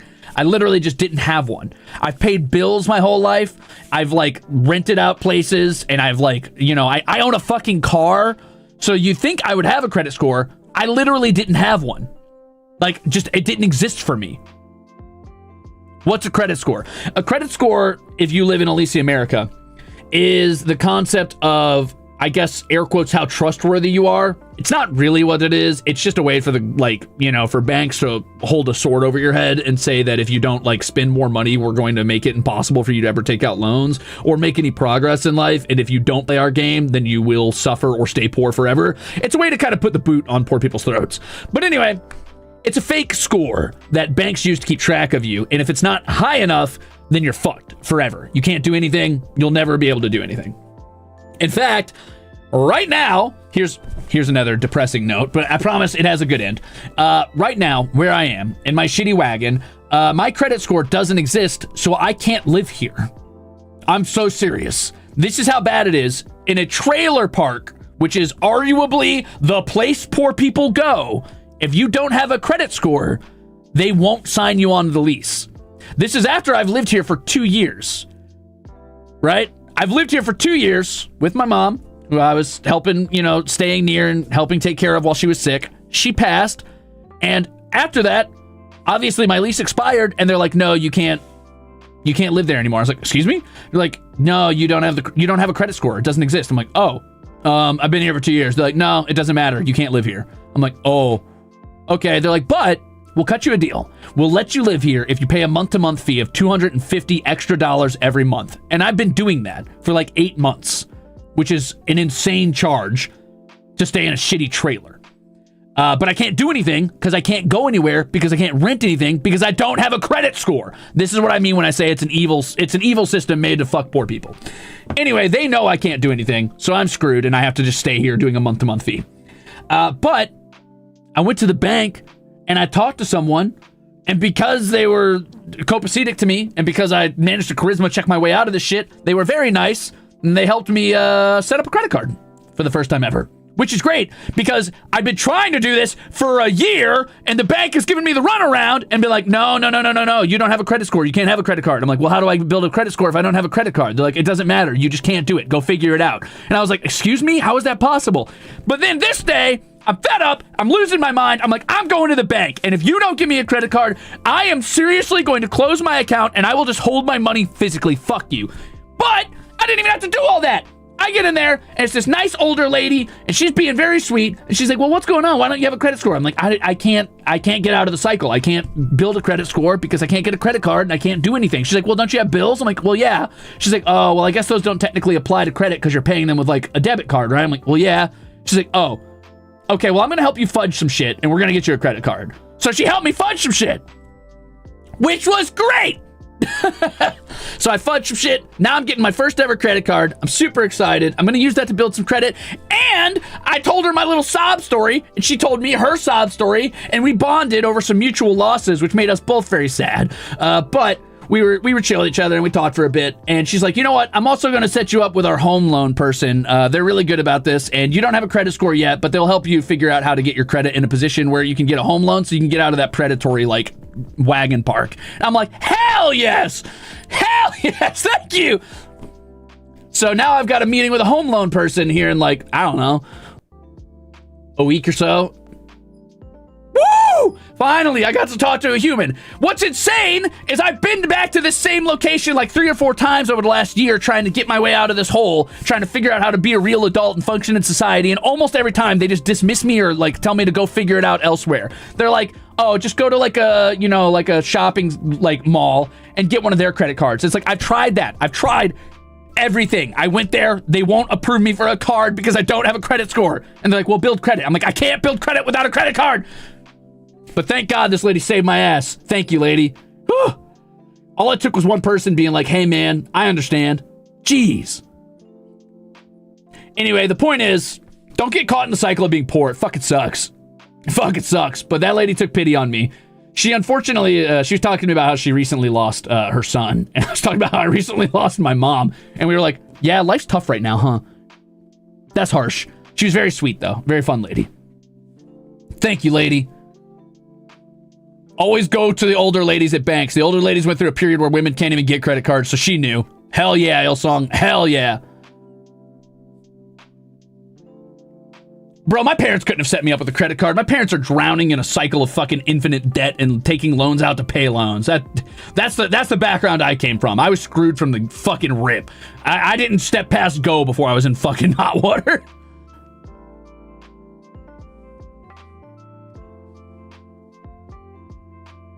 Hand you credit card. Feel better, buddy. Thanks, Waffo. Thank you, nice lady at the bank. Anyway, I'm super excited. I'm losing my mind. I'm like, I know I'm not going to be able to get a home loan at this meeting or whatever. There's no shot. This lady's going to talk to me and she's going to be like, oh, you literally have nothing going on. I'm like, yep, that's true. But if we could even set up a vague plan going forward and be like, here in 6 months, come back and talk to me. That would, oh my God, it's such a pipe dream. I was so content to just rent until I die. But if I could own a fucking home, and I could like, get out of the cycle of being an infinitely pissing my money away to, you know, month-to-month fees.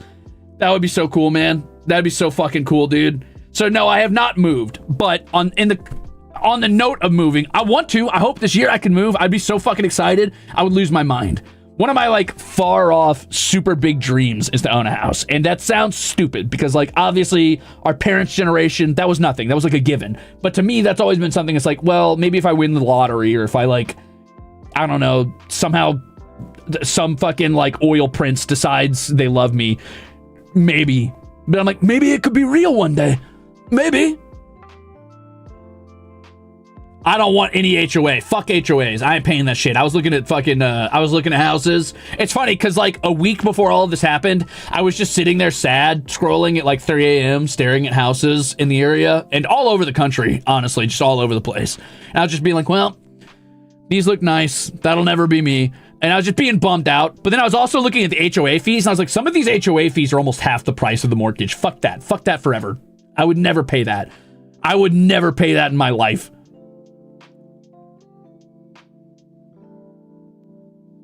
What is an HOA except bullying? HOAs are sometimes to help pay for community projects. I feel like most of the time it's just a rich people fee to make sure that you're, air quotes, suitable to the area. Bro, you want a decent down payment. Listen, I'm trying to save as much money as I can. Like, I'm not saying I got a lot right now. And it's going to be a while, but like if I could save up for like a year or two, maybe I could like throw an okay down payment on something and then chef's kiss, brother, just get me out of the renting cycle, please God. I will take an cheap ass old fixer upper, no problem. I will handle it. Easy peasy. Just let me out of the renter cycle.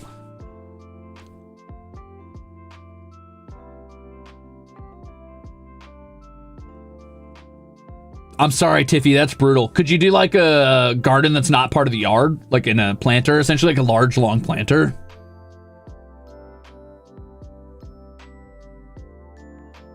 Maybe wait for the market to come down. The market's been up for like a decade. I don't think the market's coming down, dude. I think I'm fucked. Unless there's a crash and a lot of fucking like super corporations start getting eaten, I don't think it's coming down.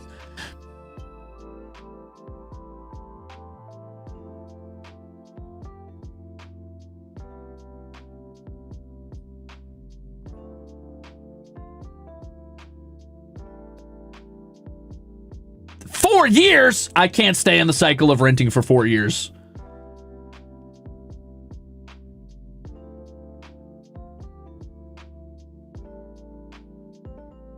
Oh, House by the Woods would be banger, dude. This is far off. This is a big pipe dream, but I'm looking everywhere for like a cheap, shitty Tudor home that needs like a lot of work. I'm like, please, I'll move anywhere. Please, please. With a basement that I can renovate to play D&D. But then I gotta find local people to play with. Ugh. Interacting with people and socializing. Ugh. Seeing all the HoloStars boys go through big life events, including you, makes me very happy. Almost 2 years and things are looking up. I know, Whisper Rain. I'm losing my mind. I'm so excited, dude. Listen, I know the housing market's bad right now, but I don't know what to do about that. I can't sit here and fucking pay infinite renter's fees for another 4 years. I just don't think I have the time to wait.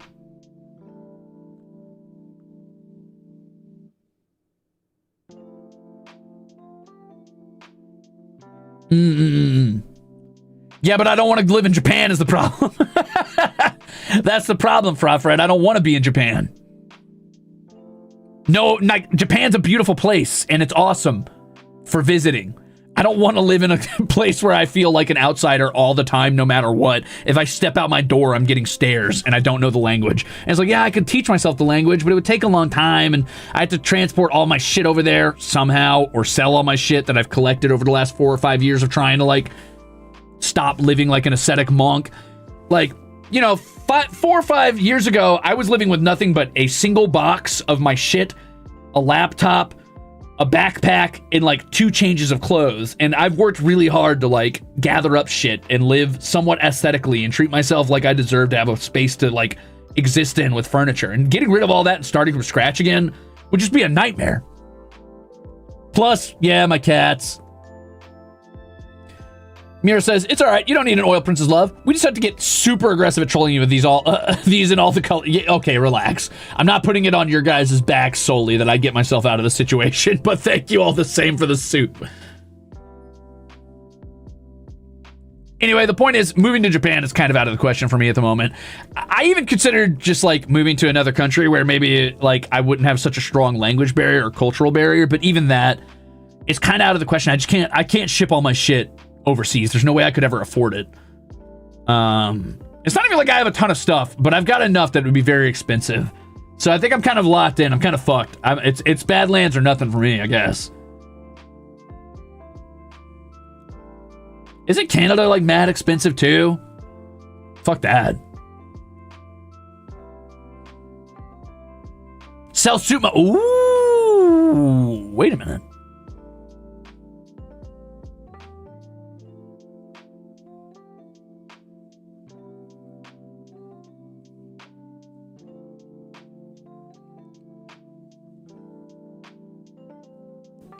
You disgust me with your soup mugs.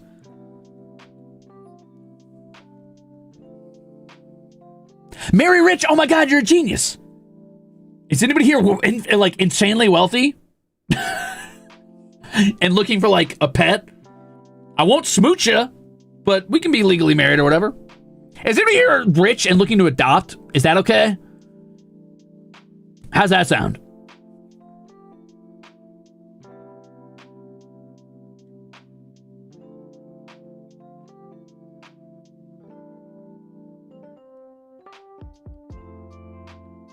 I have 23 US dollars. Adopt me. Who do you think we are? I'm just checking. I don't know. Any noble patrons for the fine arts? I will be your garden artist. I'll live out in the garden and I'll scream at people who show up. I'll be kind of like a mix between a guard dog and like an artist, right? So like for your invited guests, I'll sit out there and I'll look melancholy and forlorn as I ponder the mysteries of the universe and kind of lean maybe a little bit lasciviously against like a tree or something. Maybe I like sit on a bench and I kind of just show a little bit too much ab as I like lean to the side and stare at your fountain. But then if there's unannounced guests, I'll just start screaming at them and swinging Zephyr over my head. It'll be great.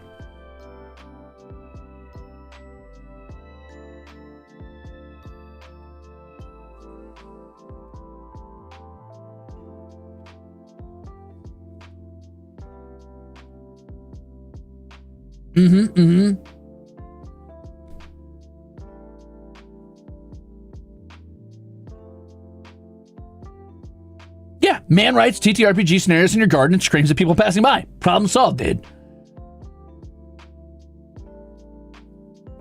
So a gardener. Can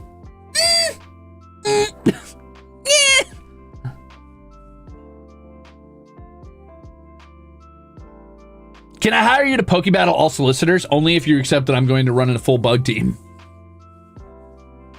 All right, thank you, Necronomicon. Let me know.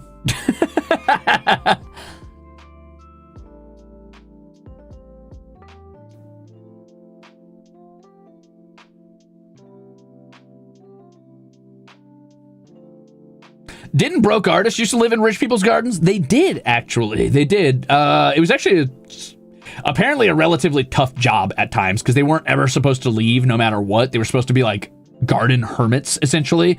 And most of the time they weren't supposed to interact with anybody, so there was no socializing. So it was kind of like living in solitary confinement where you are a piece of the garden. Now, it depended on your patron, of course, how strict they were about that, but it was considered... it had its challenges, from what I understand. I also hear it paid well, though. But most people didn't last very long doing it, like 5-10 years tops.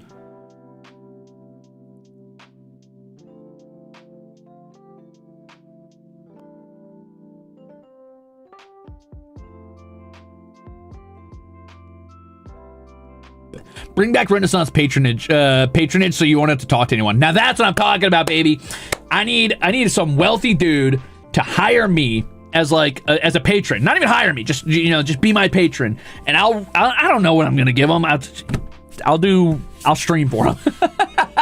I'll make cool monsters for their D&D campaigns, and I'll send them over. Here you go, bud. Is that why it's called Patreon? Yes, because it's a Patreon for a patron.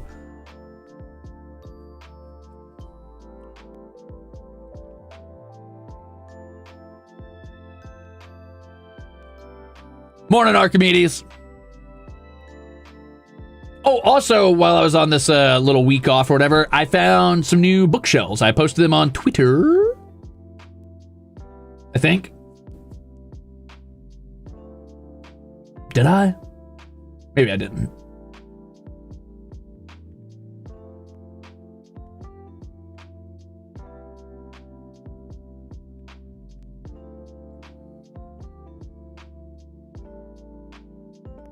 Oh, that was in memberships. My bad. Whatever, it's fine.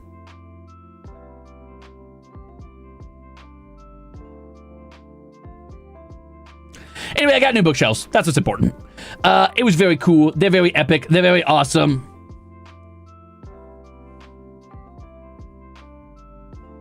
They're very cool. What's really crazy about those bookshelves, by the way, is I actually had one of them already. But they apparently are a set of like 2 or 3. But I had one that I had thrifted like a year ago. And then some old dude happened to be moving out of his house, and he was like liquidating all of his shit. And I just happened to see that 2 matching exact bookshelves to one I had thrifted a year ago were on sale. I was like, holy shit. And I went and I grabbed those. I was like, no fucking way. And I had to drive like 40 minutes to get them. And then they barely fit in my fucking shitty little vehicle. And I had to do them one at a time. So I had to drive 40 minutes there, put one in, and it barely fit. And then I had to drive back and drop it off. And then I had to go back, and then I had to put it in, and it barely fit. And then I had to drive back and drop it off. But I have 3 matching bookshelves, and they weren't even from the same set. I just got lucky. Isn't that crazy? That was lucky. And they're in great condition. I got all 3 of these super fucking tall, beautiful wood bookshelves for like $80. The dude was selling them for like $70. And the first one I got for like $15. Isn't that crazy? I was lucky as hell. W after W, dude. It's been a big week for me. It's been a big week. Been a big week. A lot of shit happening. That's all my luck saved up for the entire year. That's what I'm talking about. That's what I'm talking about. I might have incredibly bad luck most of the time. I have what I call conditionally incredibly bad luck, which is to say that my bad luck about mundane things is at a maximum at all times. But when it comes to big life things, I feel like my luck is pretty solid, if not incredibly good, right? I have critically good luck when it's a critical moment. And every other moment of my life, every inconvenience, every minor thing that could go wrong will go wrong. Just another fan. Thank you for the gifted chip, and congratulations. I'm pulling. Your luck accumulated over the course of the year for the bookshelves. Damn right, Stardust. Also, thank you for 21 months.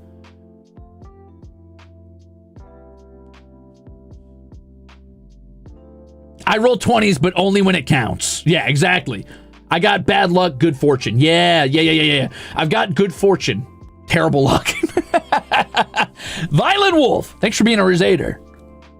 Wink wonk.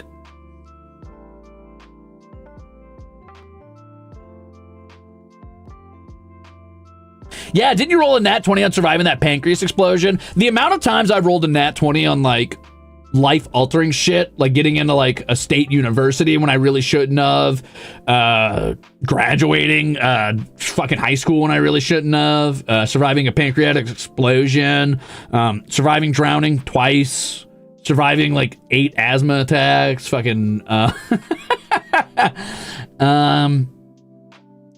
yeah, I've gotten pretty lucky with a lot of shit. Hell, a while ago when I was landing from a plane trip I had to do, which I don't even take a lot of these, so I already have really bad luck with that in general. Like, I have bad luck at airports because anytime it's like an airport situation that could go wrong, it does go wrong. But I landed when there was... Can I say this without revealing too much? Hold on, I need to think. I think I can. It's fine. Anyway, while my plane was landing, there was 3 separate tornadoes in a relatively close area and a terrible storm, and it almost fucking flipped the plane, but it didn't. And that's crazy that just went fine for me. But everything else went incredibly wrong. Tons of delays, missed 1 flight, fucking, I almost missed a 2nd flight and barely made it on and had to embarrass myself in front of the entire plane. And it's not like it was my fault. It was just bad luck at like customs and shit like that. But anyway, crazy shit, dude. Crazy shit. But when it matters, oh boy do I have good luck. When it's life-threatening or life-altering, I tend to have pretty solid luck.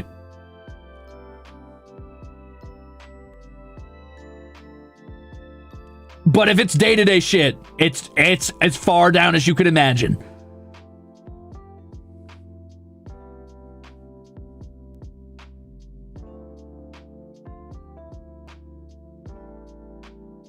Oh, sorry, pointless lot. Good luck.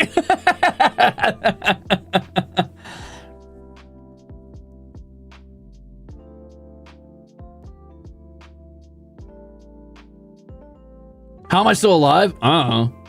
Is there anything else I survived that was crazy? I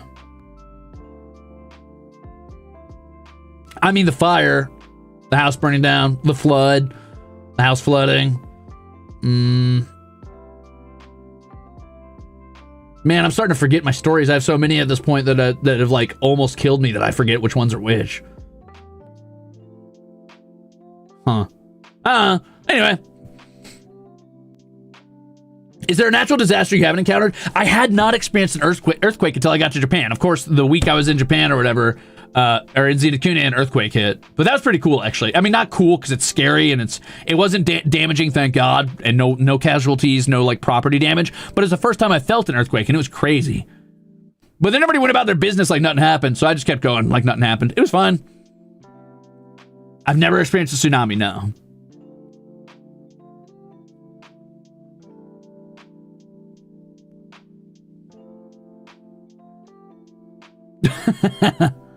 And I hope never too, because those are scary as hell. I feel bad. Those suck.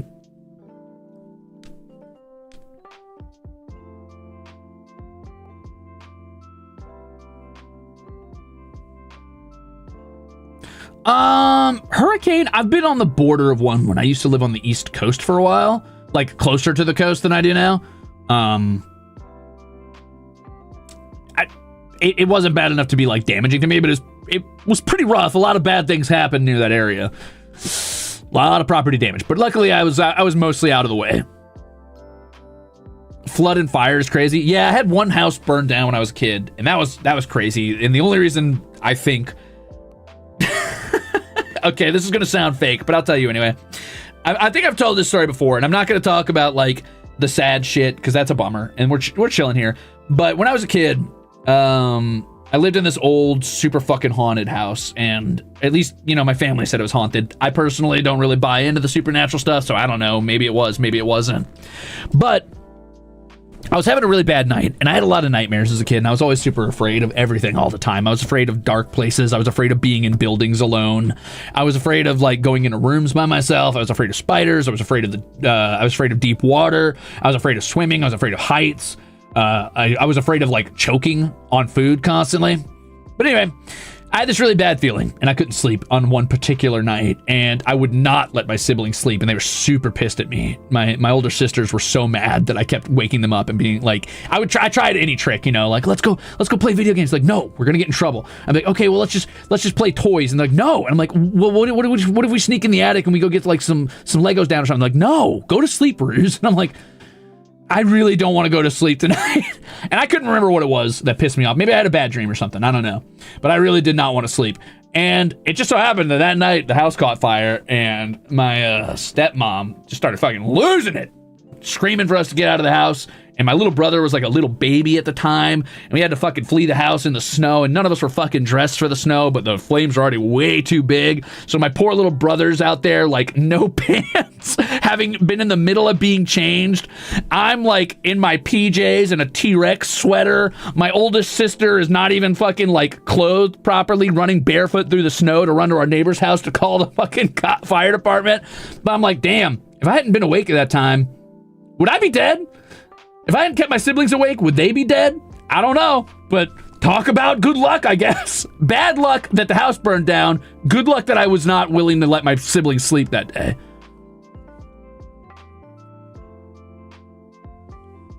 The senses. Maybe. The sixth sense is insane. How did it catch fire? I don't know. They never figured it out. The running theory is that maybe like there was like a wood stove in there, and maybe like a piece of clothing like landed on the wood stove or was left there, or maybe like a wash towel hit it at some point. No one's sure. You know, I did used to have deja vu a lot when I was a kid. Like a lot. I stopped that when I got older though. Also, I'm pretty certain that's just like, deja vu is probably just that thing that you get when you like have already experienced something and it seems familiar, so you think you dreamed it, but not really, because you already just experienced something similar and your brain's just telling you it's happened before, but it hasn't really. I don't know.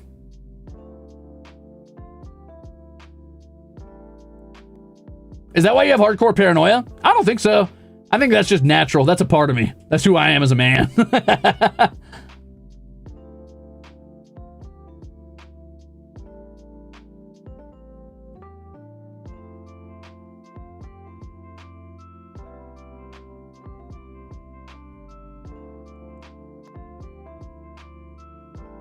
Paranoia's in my DNA, baby.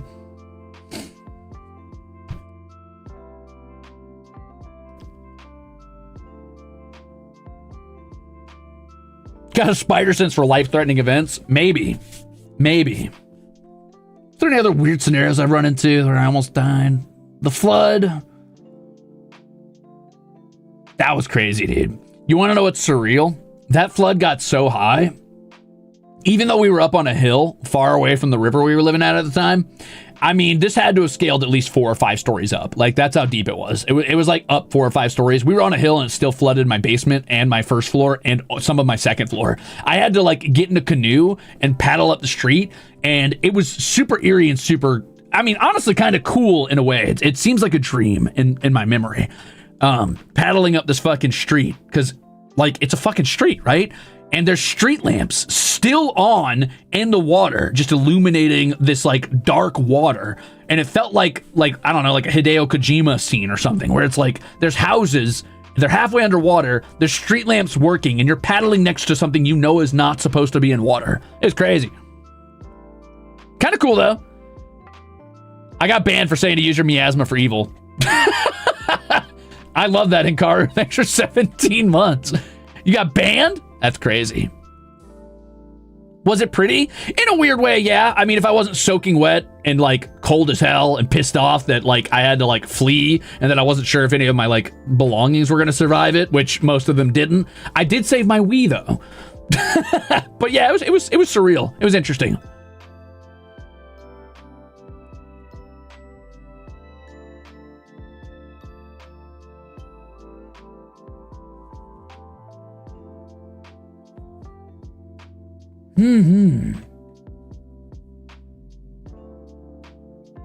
The Wii lives. Yeah, bro. Yeah, buddy.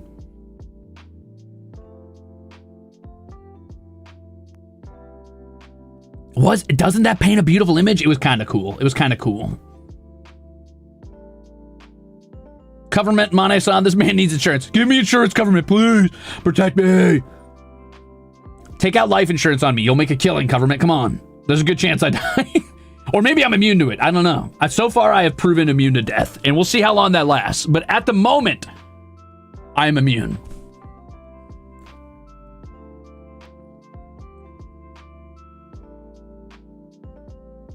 This guy needs guards. What's a guard going to do against a flood?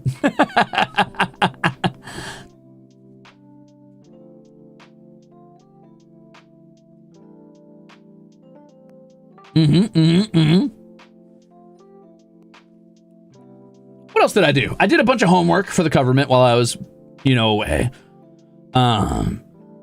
I did not get to work on the anniversary stream a lot, but what I did get to do was enact some iron self-control. While I was scrolling houses and being bummed out at 3 a.m., I decided to cheer myself up, and I was scrolling Twitter, and I saw one of the anniversary projects you guys did, and I clicked on it, and I was about to start scrolling through it and looking at it to be like, yeah, I'm going to cheer myself up. But then I used my iron self-control to stop myself from spoiling it so I can look at it on stream later for the anniversary stream, which is still coming, and I know it's late. I'm sorry. But I want you to know I was this close to spoiling myself, but I was like, nah. Lazo says, immortal until proven otherwise. Exactly. Immortal until proven otherwise. Also, thank you for 16 months. But I stopped myself, and I hope you're proud of me. I paused, barely, even though I was about to go scrolling through that shit.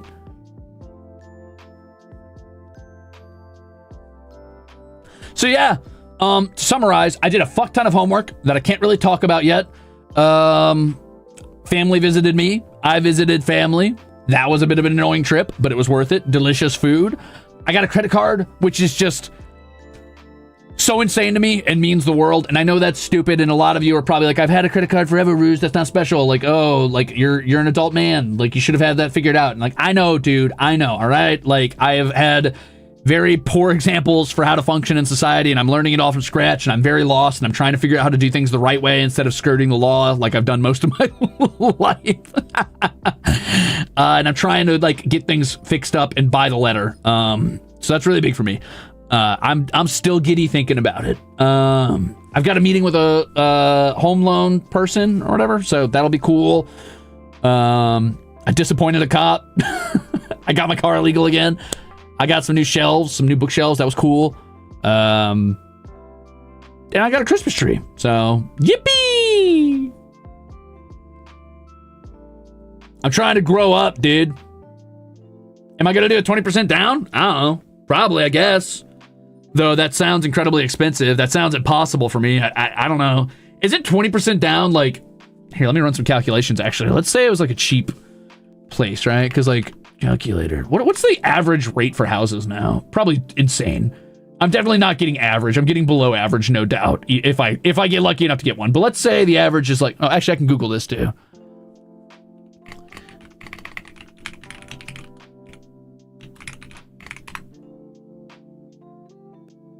Jesus fuck! The average is 500,000 in the U.S.?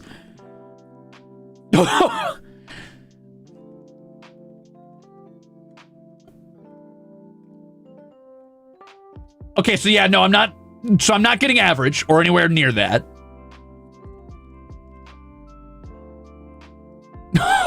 Woo!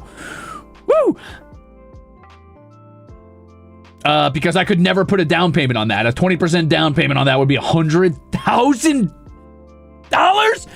Have I made that much in my life? Jeez. So yeah, no.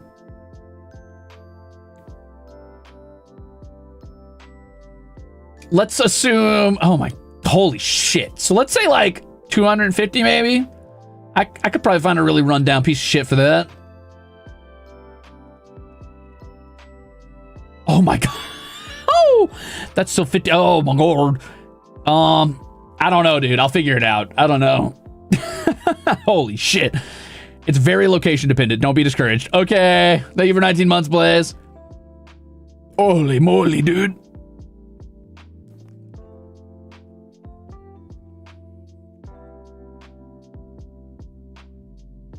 Holy shit. Damn, dude. That's gonna have to be a big loan, whatever it is.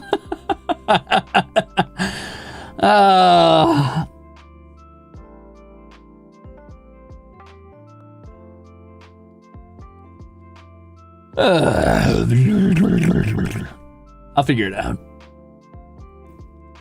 Have you considered a roommate? I've lived with roommates a couple times. I think I'd rather die. Having a roommate is the fastest way to make an enemy. That's a proverb. You could take that down, write it in the scripture of Ruze. Rabbit King says, slides a down payment. Thank you. Thank you for the soup. I'll figure it out. My first apartments that I lived alone in, actually, I was living with roommates. Like when I first moved out or whatever. And I lived with 6 other people to afford the place. And, oh my God, don't ever live with a couple, is my advice. Oh, those walls were not thick enough. Every night. Loud as hell. Insane. I had to put on my shitty old headphones and turn up my League of Legends volume to full blast, and it still wasn't enough. I'm like, good Lord.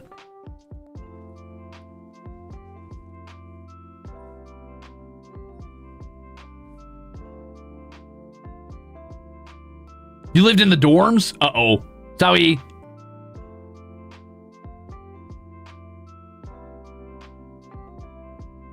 I mean, it was like clockwork. You could set your watch by it easy. Every night, same time, and they would listen to porn at max volume while doing it. I'm like, oh, brother, come on. Hey, just one more child. Thanks for the 10 gifted chips.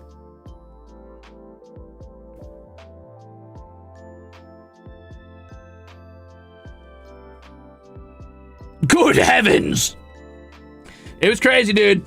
And then my other roommates were really gross about the kitchen. It was just a nightmare. It was a nightmare. It was a fucking nightmare. And then 2 of my roommates were also dating, and those 2 were actually pretty cool. Like okay, so I lived with 5 roommates. 1 person was single. 2 of the guys were dating each other, and a guy and a girl were dating each other. And the guy and the girl were so fucking loud, it was insane. The 2 dudes were actually very respectful, mostly with the space. However, one of the dudes ended up cheating on his boyfriend with our neighbors, and that was awkward because they were also our friends. And it was a whole fucking mess. Anyway, don't live with roommates. It was a nightmare. It was like a fucking episode of some sort of fucking like reality TV show. And I'm just sitting here, some fucking loser neat, trying to play my video games and avoid people and just be like, don't talk to me. Don't talk to me. Also, let me be in any room besides the room next to this other couple. Please, God.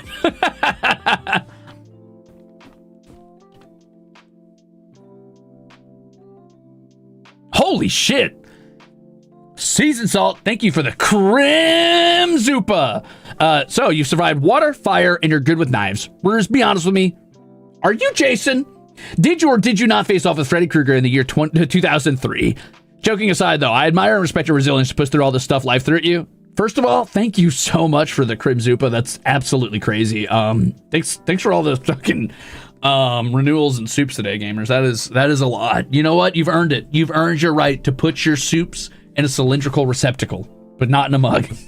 Seasoned Salt, thank you for the Crimzupa, genuinely. And thanks for saying so. I'm gonna keep pushing it. Life has made me suffer enough at this point that I am ready to deal with anything. It's made me crave it to a degree. I think that's why I like Dark Souls and Souls like so much. I'm like, I think there's a part of me that's like, I'm doing something right if things are tough, if things are hard to push through. I'm doing something right. It's making me stronger. The harder something is, the stronger I become.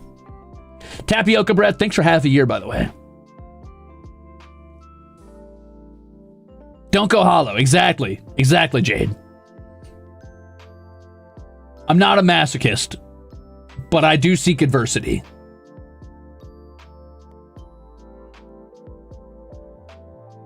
Funding for every therapy bills. Thanks. Thanks, Myra. Did I deny that I'm Jason? Jason doesn't use an axe. Jason uses a machete. Nice try.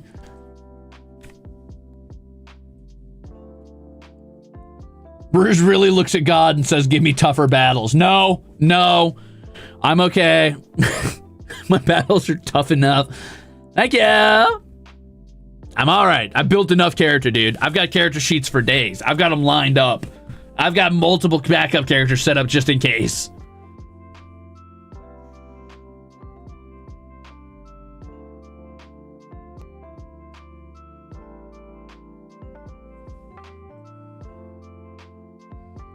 Hell yeah, Zinthia. It's because they are. You can do it. You can overcome them.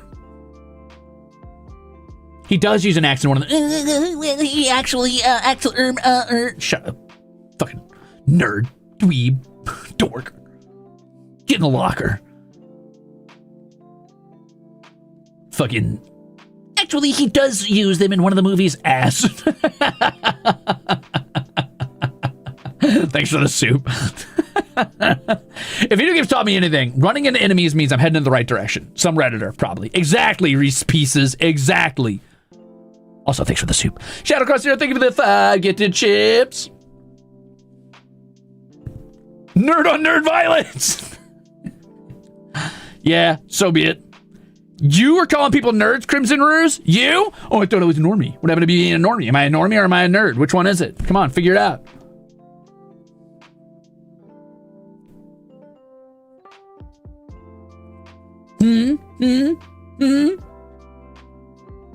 You could be a normie nerd. A nerd me? I'm sorry.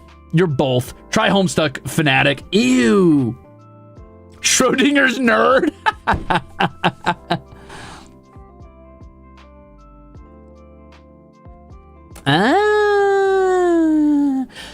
You're a nerd. That sounds like a normie. Okay. Listen.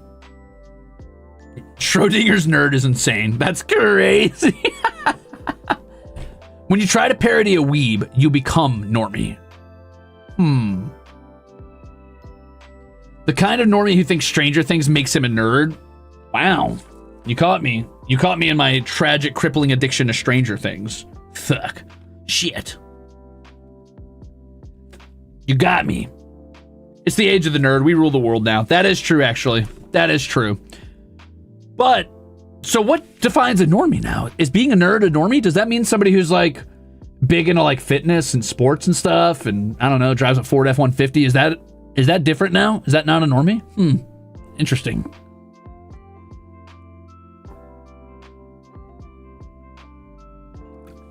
I have not watched the newest season of Stranger Things, no.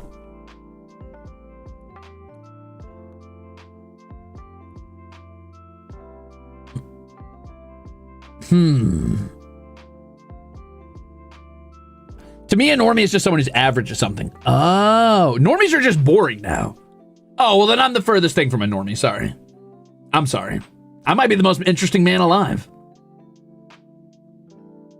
In fact, I dare say I am the most interesting man in the universe.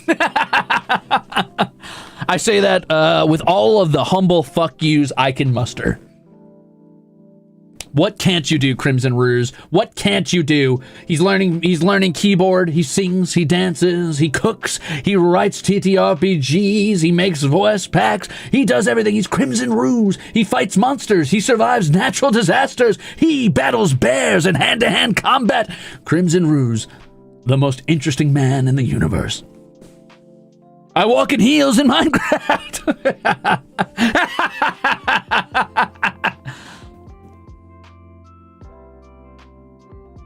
I hear titty RPGs. Yeah, I write those too. No, I'm just kidding. He does everything but play horror games. That's true. That's true. Why not get a high-paying tech job? Because all the high-paying tech jobs are about to be replaced by AI. Just like artists and streamers and singers and voice actors. The only jobs left to us, my friends, are going to be picking up our pickaxes and going to the mines.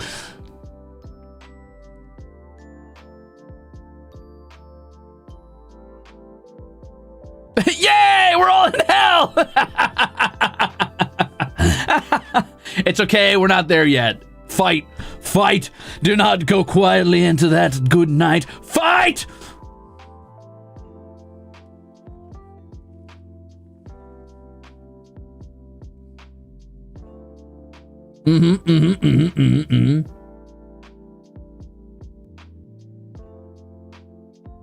Damn, I can't believe I've got to fight for the right to work. What a nightmare. Fuck, man. Fuck.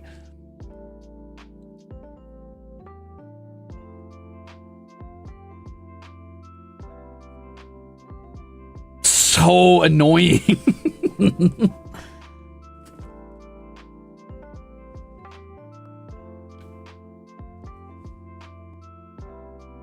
Why not marry a rich older woman? I'll marry a rich older anything.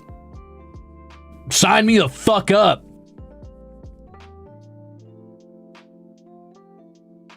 I know, dude. PC parts are so expensive now. It's a fucking nightmare, dude. We're living through a nightmare. Oh, and the gaming market, dude. I got so genuinely depressed the other day thinking about gaming and the future of gaming. I'm like, am I about to become a fucking boomer? Am I about to be like, nope, I only play retro games now. I don't play new games. Is that the world I'm about to live in? Are we seriously getting to this point? My lifelong hobby, my favorite thing to do, my solace, my joy, the thing I like search for whenever I'm feeling depressed or sad or listless has always been gaming. And now I'm like, uh-oh. Am I about to just be like, I guess I'm not doing that anymore? Like, I only play old games? I mean, there's a ton. There's enough old games in the universe I could play them until I die and I still wouldn't finish them. But it's also just really sad to like have to police every fucking modern game I pick up and look at it carefully and scrutinize it and the production process because some fucking rich fat cat doesn't want to hire artists. Sorry. It pisses me off. Ah! Anyway, whatever. That's the reality we live in for now, but it's making me pretty angry.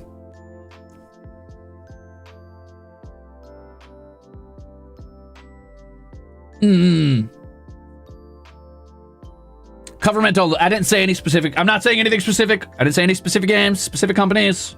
Government, you're fine. Everything's okay. Don't say sorry. Valid crash out, to be honest. I'm just sad, man. I'm not even that mad about it. I mean, I'm mad about it, yes, but like, I'm more sad. I'm more genuinely depressed about it. Like, I don't want this to be the future for my favorite hobby. And I know that's stupid and that's pathetic. And it's you're a grown ass man, Crimzon Rulez, actually getting like depressed about the future of what? Gaming, a child's hobby? I don't care. It's my favorite art form and I love it. And I don't want to see it go down that way. Zip Zop. Thanks for the soup. Do you have Arkham Asylum perms now? I assume so. If HoloLive does, we probably do. I've never played the Arkham games. I hear they're good. I also want to play Stalker, I think. I want to play Stalker 2. That seems very Hunt Showdown core. I mean, single player, but still.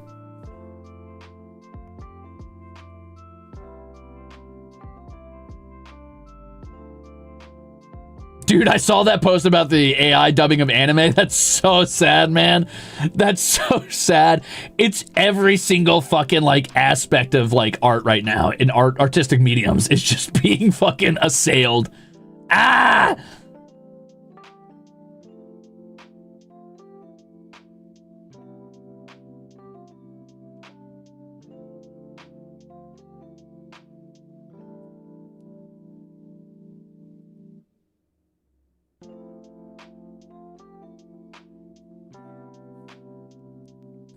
Honestly, dude, I didn't think I was going to say this, but I think I miss when technology wasn't mainstream and nerds were bullied.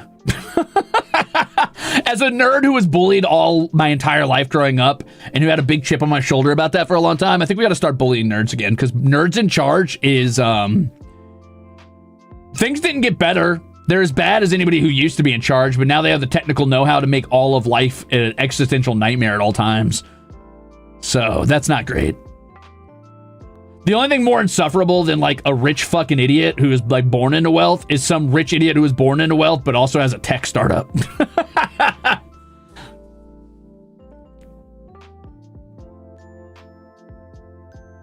They're not nerds. They just use them. Some of them are nerds. Some of them are genuinely nerds, and to a degree. I mean, obviously, like, not probably to, like, the hardcore sense that, like, you would imagine when you say the word nerd, but a lot of them like their, like, nerd culture. Unfortunately, liking something that is interesting or good does not make you, like, a good person. The worst thing that ever happens to me is when I like a franchise and then some of the worst people I know are like, yeah, I love this. This thing inspires me. I'm like, you don't fucking understand it. You like it, but you're wrong. You don't know why you like it. Someone's like, oh yeah, I love, I don't know, some like rich douchebag is like, I love The Legend of Zelda. I'm like, fuck you. Link would hate you. I hate you. Warhammer. Yeah. That's it sometimes. What always drives me insane, and I think part of this is because media is often consumed as just like raw entertainment instead of like something to actually be internalized and learn a lesson from. It always drives me insane when somebody who is objectively kind of just a bad person or a huge fucking cunt likes media that is kind of criticizing the type of person that they are. And I'm like, how can you say you like this? I don't understand. I genuinely don't get it because you're the bad guy in this media. And you're like, I love this. I'm like, do you just like have a cognitive dissonance that makes you associate with the heroes in this media, even though you're the person they would be like fighting against? Because I don't get it.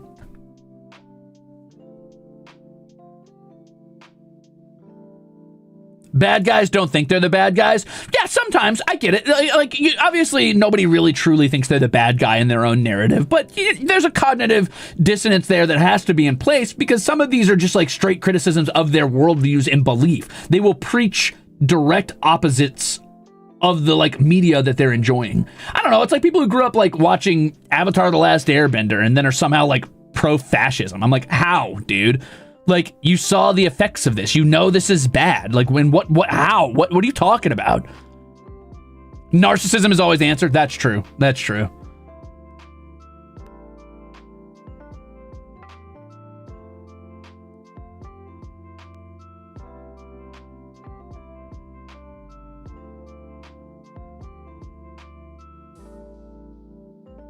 True. Fight Club is a prime example of this, but Fight Club doesn't wear... Okay, so Fight Club is a relatively, like, obvious, like, criticism of, like, toxic masculinity and, like, the cage it puts men in and how it's, like, not only damaging to the people around them, but also damaging to the men themselves who find themselves involved in that cycle. Sure, I get that. But there is a degree of separation there that makes it seem badass and cool, and unfortunately, the fucking chuds who watch that shit often cannot, like, see past that small, very thin veil and see the symbolism within it. They only see the raw narrative directly in front of them. But something like Avatar: The Last Airbender is made for children. Its message is clear and in your face and explicitly stated, and to still misinterpret that is insane to me. I understand misinterpreting Fight Club if you're choosing to just watch it for like being a fucking movie where you're like, I'm just like this guy, I'm just like the cool alpha Chad guy. Sure, I understand if you misinterpret that. How do you misinterpret like a children's cartoon? Or Star Wars. Fucking Star Wars will never not surprise me. The amount of douchebags I've met who like Star Wars, I'm like, Luke Skywalker would fucking hate you, dude. He would despise you. How do you... What? How? What?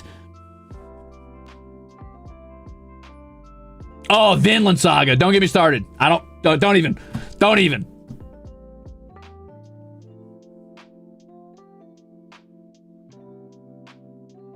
Media literacy truly is dead. I can't say media literacy now, though, because people are like, if you say media literacy, you're just regurgitating talking points you've heard from a video essay, and also, you don't actually have any, you don't, it's a buzzword. I'm like, no, it's dead.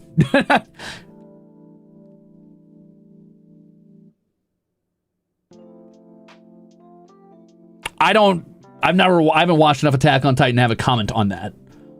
That's the other thing, is I know enough to not comment on the shit I don't know about.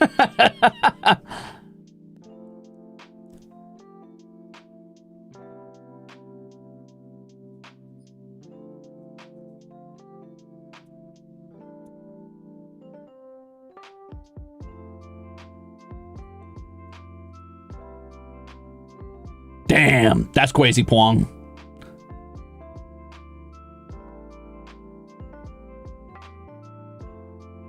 It's always Warhammer fan.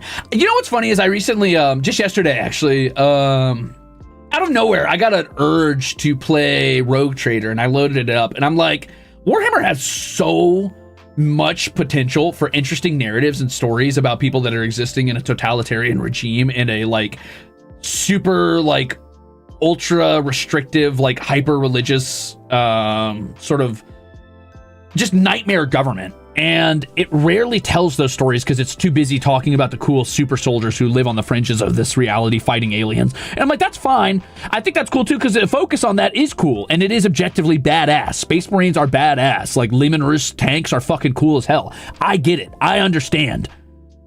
But the narratives you could tell about the individual people living in this universe is so compelling, and I feel like it's almost never explored. That bums me out, man. June, thank you for 21 months of being a Ruzader. Also, the other factions are so fucking cool and interesting, dude.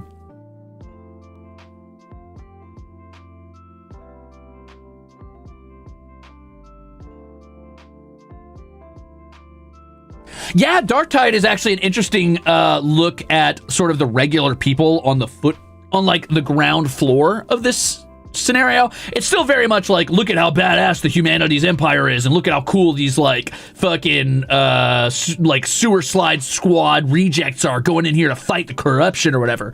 Like, it's still very much like glorifying this like hyper warlike regime, but it is also in some ways a little tongue-in-cheek looking at how they treat entire planets of like people that have been corrupted by this horrible like plague. They're not going in there to help anyone. They're going in there to eradicate and destroy. And I think that while it is, you know, still being like, look at how badass this is, there is commentary being made there about how the Empire treats its people.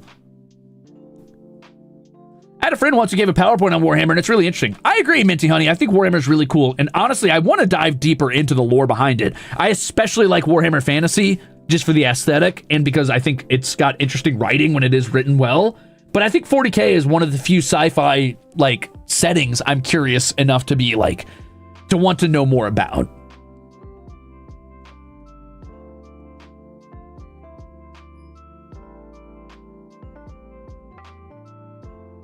I think Tau's super cool. If I were at a Warhammer 40K like army, I would buy Tau in a heartbeat. I think they look the best as far as like their suits and their mechs. The Tau themselves are kind of goofy looking, but that's fine. I mean, I liked Protoss too. I'm fine with Tau. What do I think of Space Marines? Fucking, I'm tired of Space Marines being the main media, and they bore me. They're fine, but they never should have been anything more than like, I don't know, the occasional Master Chiefs of the setting. We should still focus on the individuals and the humans and the other factions. Space Marines are everything, and I'm so sick of it. I'm like, dude, just make a spin-off at this point where Space Marines are the only faction, and then let everybody else like participate with the rest of the 40K factions.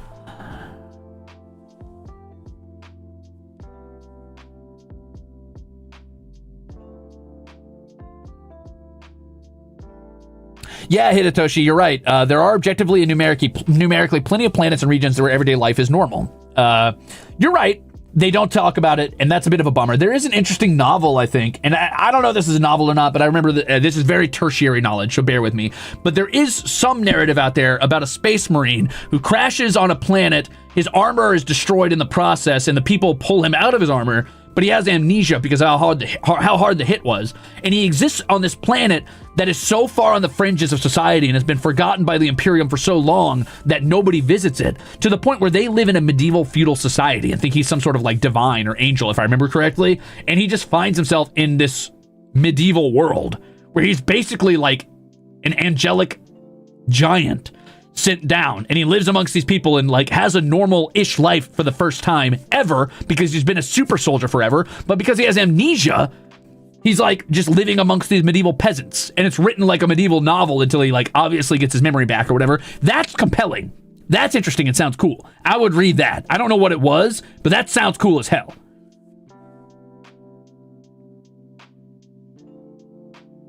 That's okay, Carrie.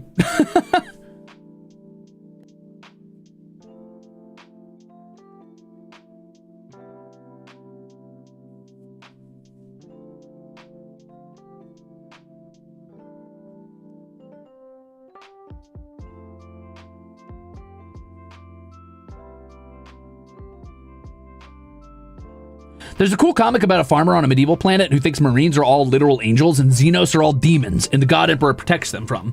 Yeah, I think if we stopped like looking at, I think part of the problem with Warhammer 40K, in many contexts, is that it is always viewed through such a large scale that there's no humanity in it. You don't feel like there's any people living there, so it makes everything kind of pointless and everything becomes a number, and it's like, yeah, 50 billion people died on this planet during this invasion, and everybody like ignores it because it's just a number and it doesn't mean anything. And that's fine. I think that large scale shit can be kind of cool and kind of fun to explore too.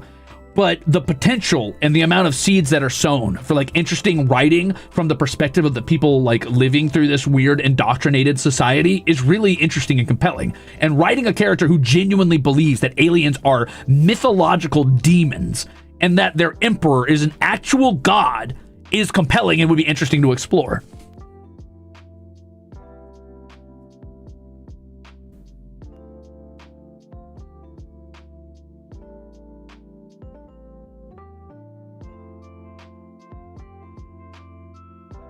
I believe if Mr. Ruze is going to be in Warhammer 40k, he'd be great as a rogue trader. I want you to know I picked Crime Lord as my backstory.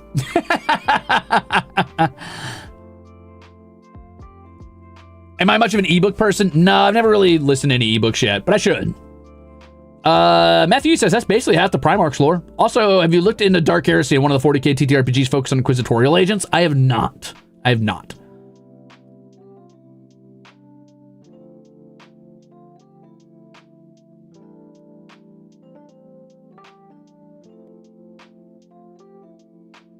Yeah, I think Warhammer is an it's infinitely scaled up to the point where you could scale down as much as you wanted and have really, really, really, really complex stories. And I think that more people should explore that in that setting. I think a good example of this is, what's his name? Caiaphas Cain. I think my older sister loves those novels. I should really read them. But it's about some guy who's like part of this like super fascist regime that humanity participates in, but he's like not necessarily a bad dude. In fact, he's kind of a coward and kind of unqualified for all of the terrible scenarios he's put in. And through sheer luck and like charisma and cleverness rather than like actual combat acumen, he finds himself through like battles with demons. He finds himself dealing with like the Inquisition. He finds himself like earning the love of his soldiers when he should be earning their fear, because that's how he's supposed to operate in his role. And that's cool. That's interesting.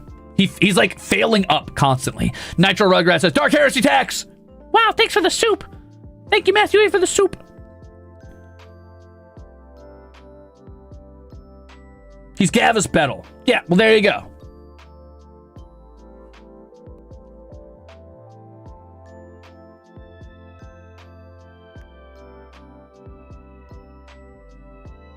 Eight months of Crusaders. Yippee! I mean, sure. 8 months. Doink. Sure. Amara, thank you. Thank you.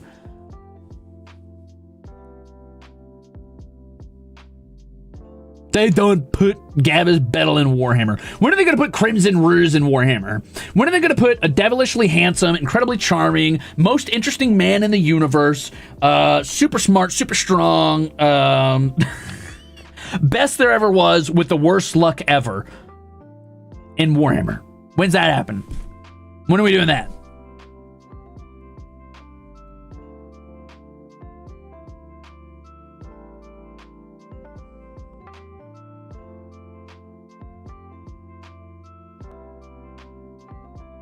Am I the I'm the Warhammer. I am the Warhammer of the Emperor of Mankind. Emperor Karl Franz, or whatever the fuck his name is. Fine, I'll make a Crimzon Rulez mini. Don't you dare make him a fucking Space Marine. Sorry. I'm John Warhammer. That's me.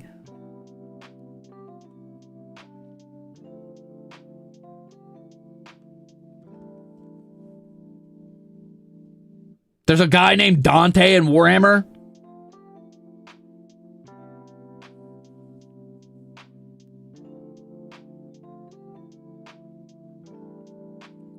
Okay, well, if you have to make me a Space Marine, the Space Wolves do fuck. Those are a very cool Space Marine faction. I don't know if I have a favorite Space Marine faction, really. Salamanders are pretty cool. Space Wolves are pretty cool. I think Grey Knights, probably, but that's kind of a cop-out answer because they almost don't even qualify as Space Marines. And they're just, I only say that because of their medieval vibe. Can't help it. Dude, I love the part where Warhammer said, when the Emperor of Mankind did like his cool superhero landing in the middle of the Primarchs, and then he like looked at his like evil son or whatever, I forget his name, Horus, when he looked at Horus and he said, it's hammering time. And then he hammered him. That was so cool. I mean, Angron's the Primarch of the World Eaters. Old Angry Ron basically had a bad day from day one. Right now, he's fighting orcs, if I remember correctly, on Armageddon. Crazy, dude. To be honest, he did kind of do that. Yup.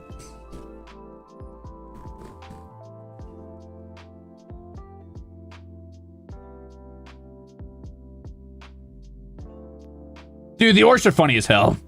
I'll give 40k this. Their orcs are definitely more interesting to me than Warhammer Fantasy orcs. That is like the one faction I think is more compelling from 40k. Well, actually that and the Tau probably. But I think the Eldar and Fantasy are more interesting. And I think the Wood Elves are more interesting. And I think the Humanity is more interesting. I think the Vampire Counts are more interesting. Sorry.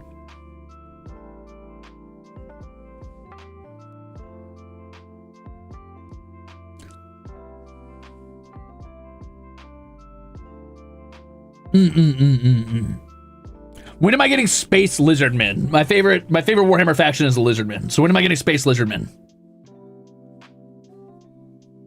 You're just fantasy coded. It's true. I can't help it, brother. It's who I am. It's built into my core.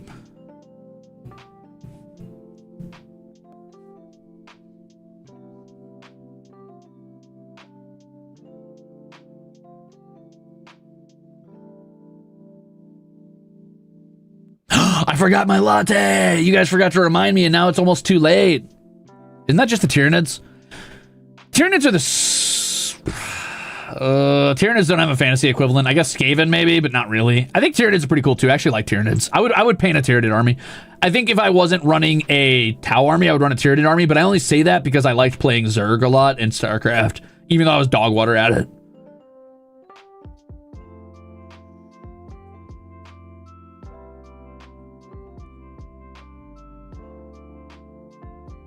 You guys are too late for my latte. Sorry. I don't have time to go make a latte because I don't know how long I'm going to be talking. That's true. Tau do indoctrinate other races into their faction, so it's possible they have Space Skaven or Space Lizardmen on their team. I guess the closest you get is like Kroot, maybe?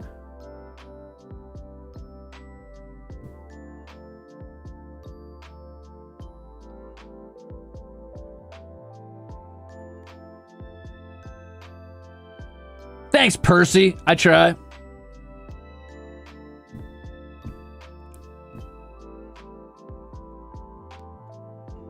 Whoa, Hikaru, I thought you got banned.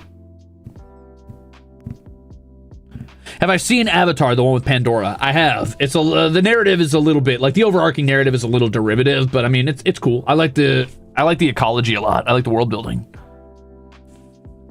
Except for saying the word unobtainium. I'm gonna beat the shit out of whoever said that. Technically in Age of Sigmar, the lizard... I know. I don't like Age of Sigmar. I'm going to say it. I'm sorry. I think that was a stupid move from Games Workshop. I think it's dumb. I hate it. It's an excuse for, like, having the Fortnite Battle Royale where people just, like, where we dropping, boys, and it's infinite war for, like, fantasy races. But I think war in fantasy is more compelling when there's actual, like, country borders and cultures and delineations. I don't want to be in, like, the Outlands and fucking World of Warcraft having my stupid, like, where we dropping wars. Nothing is sacred, Leah. It's true. Anyway, thanks for the soup, Matthew and Leah. It's not morning and I don't have a latte. I know, I lied twice.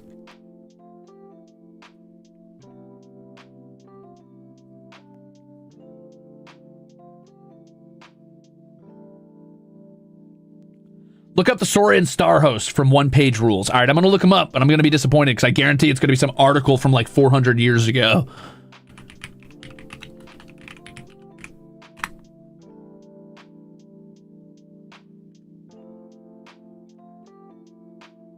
Wait a minute. First of all, thank you for the soup. Second of all, wait.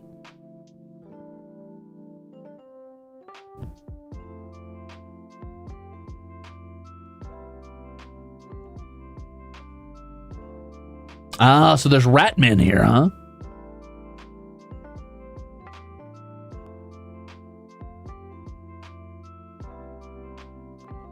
Wait, so what is this? Some sort of fanfic? I'm not saying that slash derogative. I'm genuinely serious. Like, is this like a not officially supported fanfic from like this doesn't have the Games Workshop title on it, does it? No. What is this?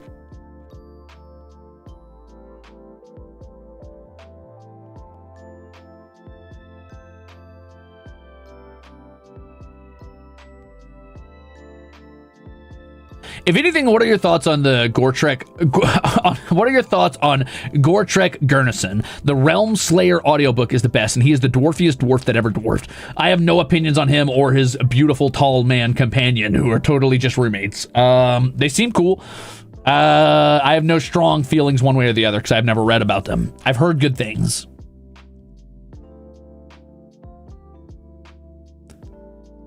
How much do one-page minis cost? Because this looks kind of cool.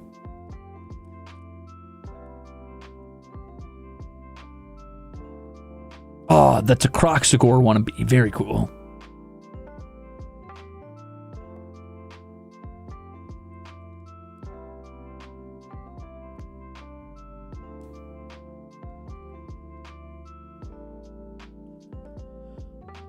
Has anybody...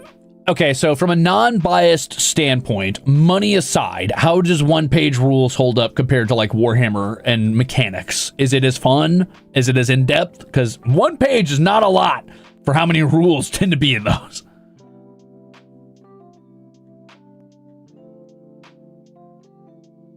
Dude, the Saurian Star Host is kind of fucking cool as hell.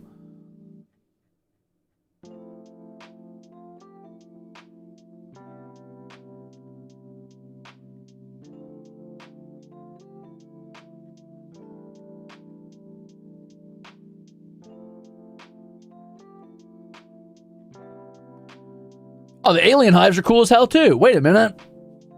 I think you would love Legend of Galactic Heroes. What the? Also, thank you for 2 months, Percy.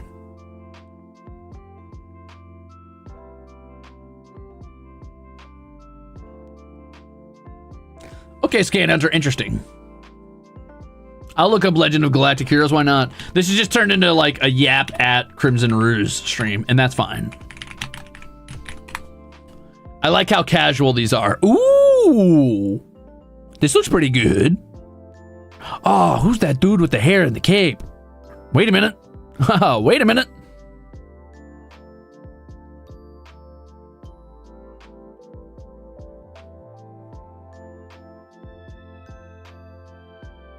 Oh, wait a minute. What is this? Oh. Is it an anime or is it a manga?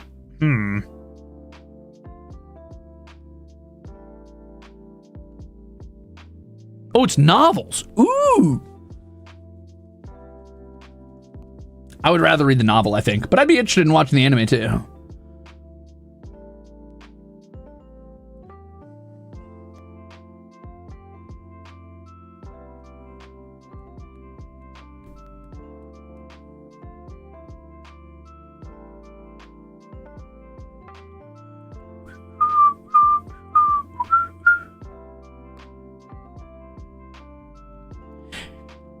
Since we're on the topic of new war games, have I ever looked into Trench Crusade? It's pure Kino. Grimdark Weird War 1 Heaven versus Hell skirmish game? Heaven versus Hell in trenches? The fuck? Curious. I would take a look. Sounds interesting. I'm gonna leave some of these Googled things up so I can look at them after this stream as well. But I'll take a peek. Oh, it is legitimately heaven versus hell type shit. I see.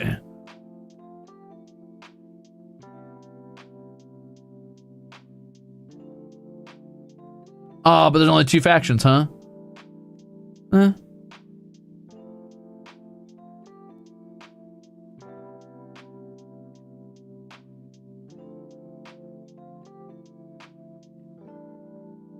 Ooh, a giant bloated fly. That must be Beelzebub.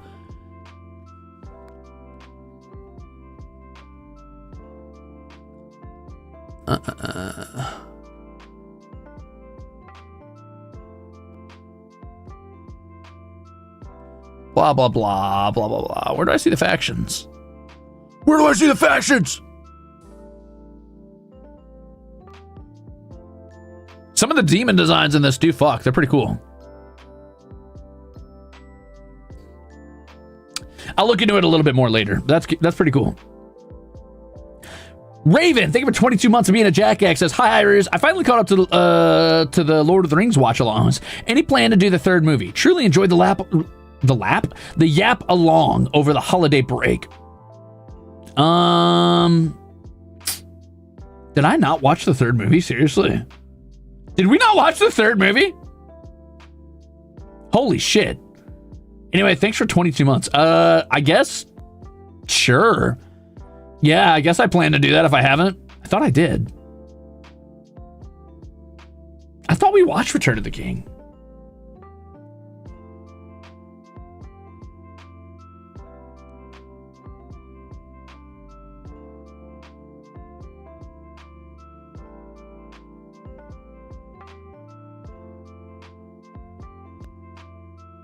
Huh.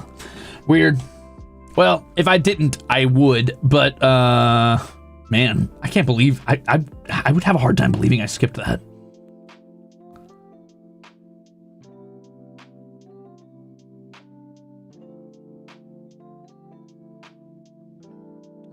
Can we do a watch along where it's all three movies in one sitting? I forgot to do my watch along for all three movies this year, so maybe.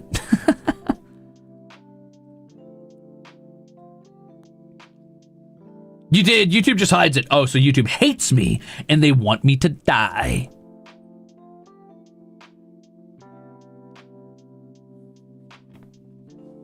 I see. How curious.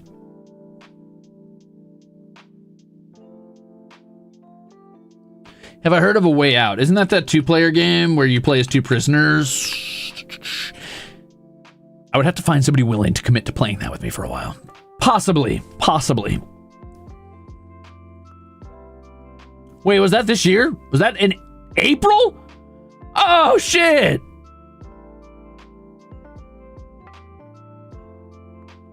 April 30th. Oh, that was last year. Okay. Whew, safe. Thanks, Anane.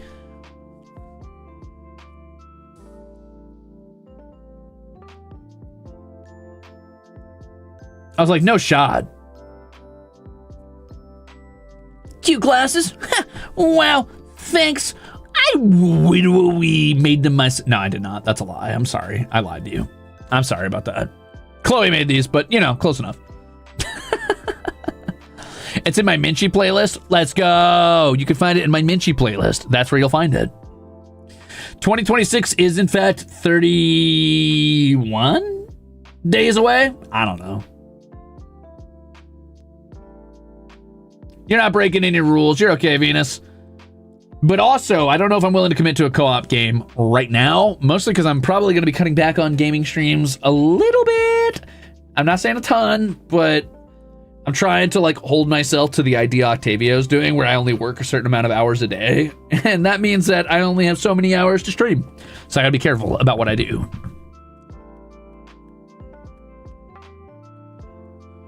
What do you mean it's not 2019? Good luck at your job interview, Jane. That's a good plan. Thank you, Octavio. Yeah, I'm going to try to like limit it to like 8 to 12 hours work days now. Because it turns out 2 years of like 18 to 20 hour work days is probably not good for me.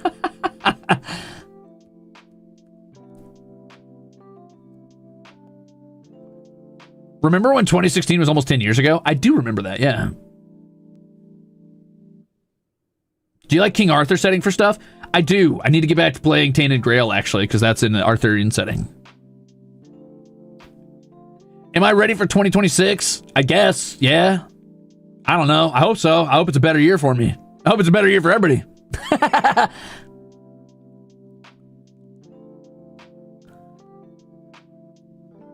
Make a warband of trench crusaders? Oh, what? Oh, sick. I could size you up to be a Lord of Tumors with Axe of Beelzebub. A Lord of Tumors? That sounds terrible. Send me in. Poison damage all day. Thanks for the soup. Good luck. Let me know how it goes. Am I going to be all gross and pustule covered? Let's go.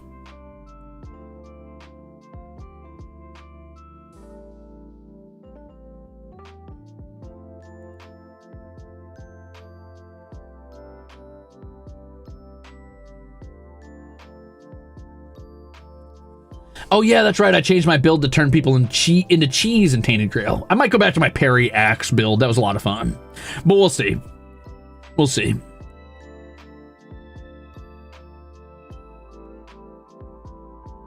All right. Well, I've talked about interesting games. I've talked about what I did on my break. And I would like to let you know that I'll have a schedule out sometime either today or tomorrow, probably. This week is not going to be a Gorilla Week, so don't worry about that. It'll have the anniversary stream on there, among other things. And I'll try to get in some gaming. So wish me luck, I guess. I will be pushing back on gaming streams just a little bit, mostly because I want to make more room for morning lattes, and also because obviously I need time to like exist and try to forward life a little bit. And then maybe once I get stabilized in that department, it's back to like 14-hour gaming streams. We'll see. Girth Demon. Thanks for the soup. So yeah, that's it for me for now. I am probably going to go work on that schedule right now, or maybe I'm going to go play some Rogue Trader. I don't know. I'll find out. Is there a story behind the VTubers aren't lame tweet? No. No, I just like cursing your eyeballs. No, I just think dumb things. I mutter them out loud to myself, and then I think, yeah, I'm going to make other people experience this since I had to. Sometimes I snarl to my cats in my kitchen and I say some dumbass shit and like VTubers aren't lame. And then I punch the counter and I think, you know what? I'm going to make the Rosaders see this too. Yeah, that sounds good. Anyway, did you guys know that today... Wait, before I say this, I should probably check something. Hold on. I got to check something. See you, gamer. Have a good rest of your night. Thank you. Thank you for 1 month, Lattice Lad. Scan Hunter, thank you for an entire year. Missionaries, glad you're back, feeling better. Can't wait for the anniversary stream. Same. It's not going to be crazy, like, impressive, so don't hold your breath. I haven't been working on it this entire time, unfortunately, but I still have the things I worked on beforehand ready, so it's okay. It's okay. Am I allowed to even raid this person? Oh, I'm not. Never mind. All right, you know what? That's kind of a bummer. I guess I forgot to ask for perms to raid them. Bummer! That's okay. Did you guys know that it is Porcelain Maid's birthday today? It's Joel's birthday, so I'm gonna actually just tell you guys to manually go over there and check out Porcelain Maid. It is their birthday. They're doing a long stream celebration for it, and you should go say hi, because that's one of the funniest motherfuckers I know. Joel's great. You can find them on Twitch or YouTube under the title Porcelain Maid. My VOD question of the day is...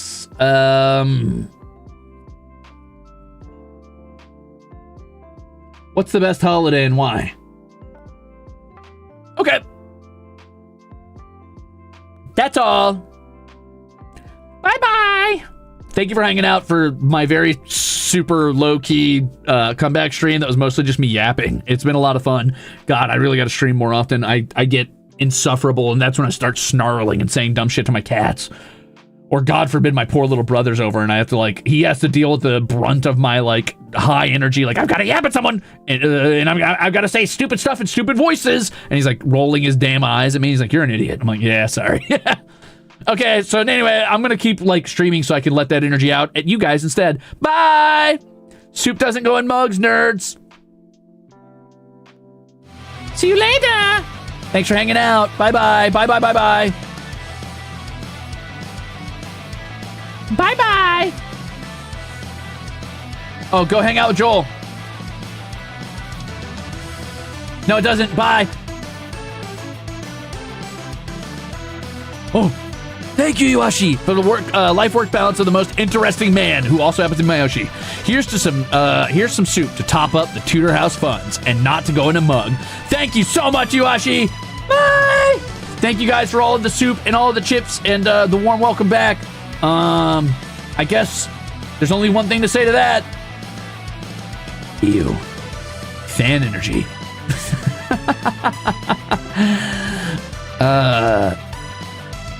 Tadaima. Or whatever. Bye.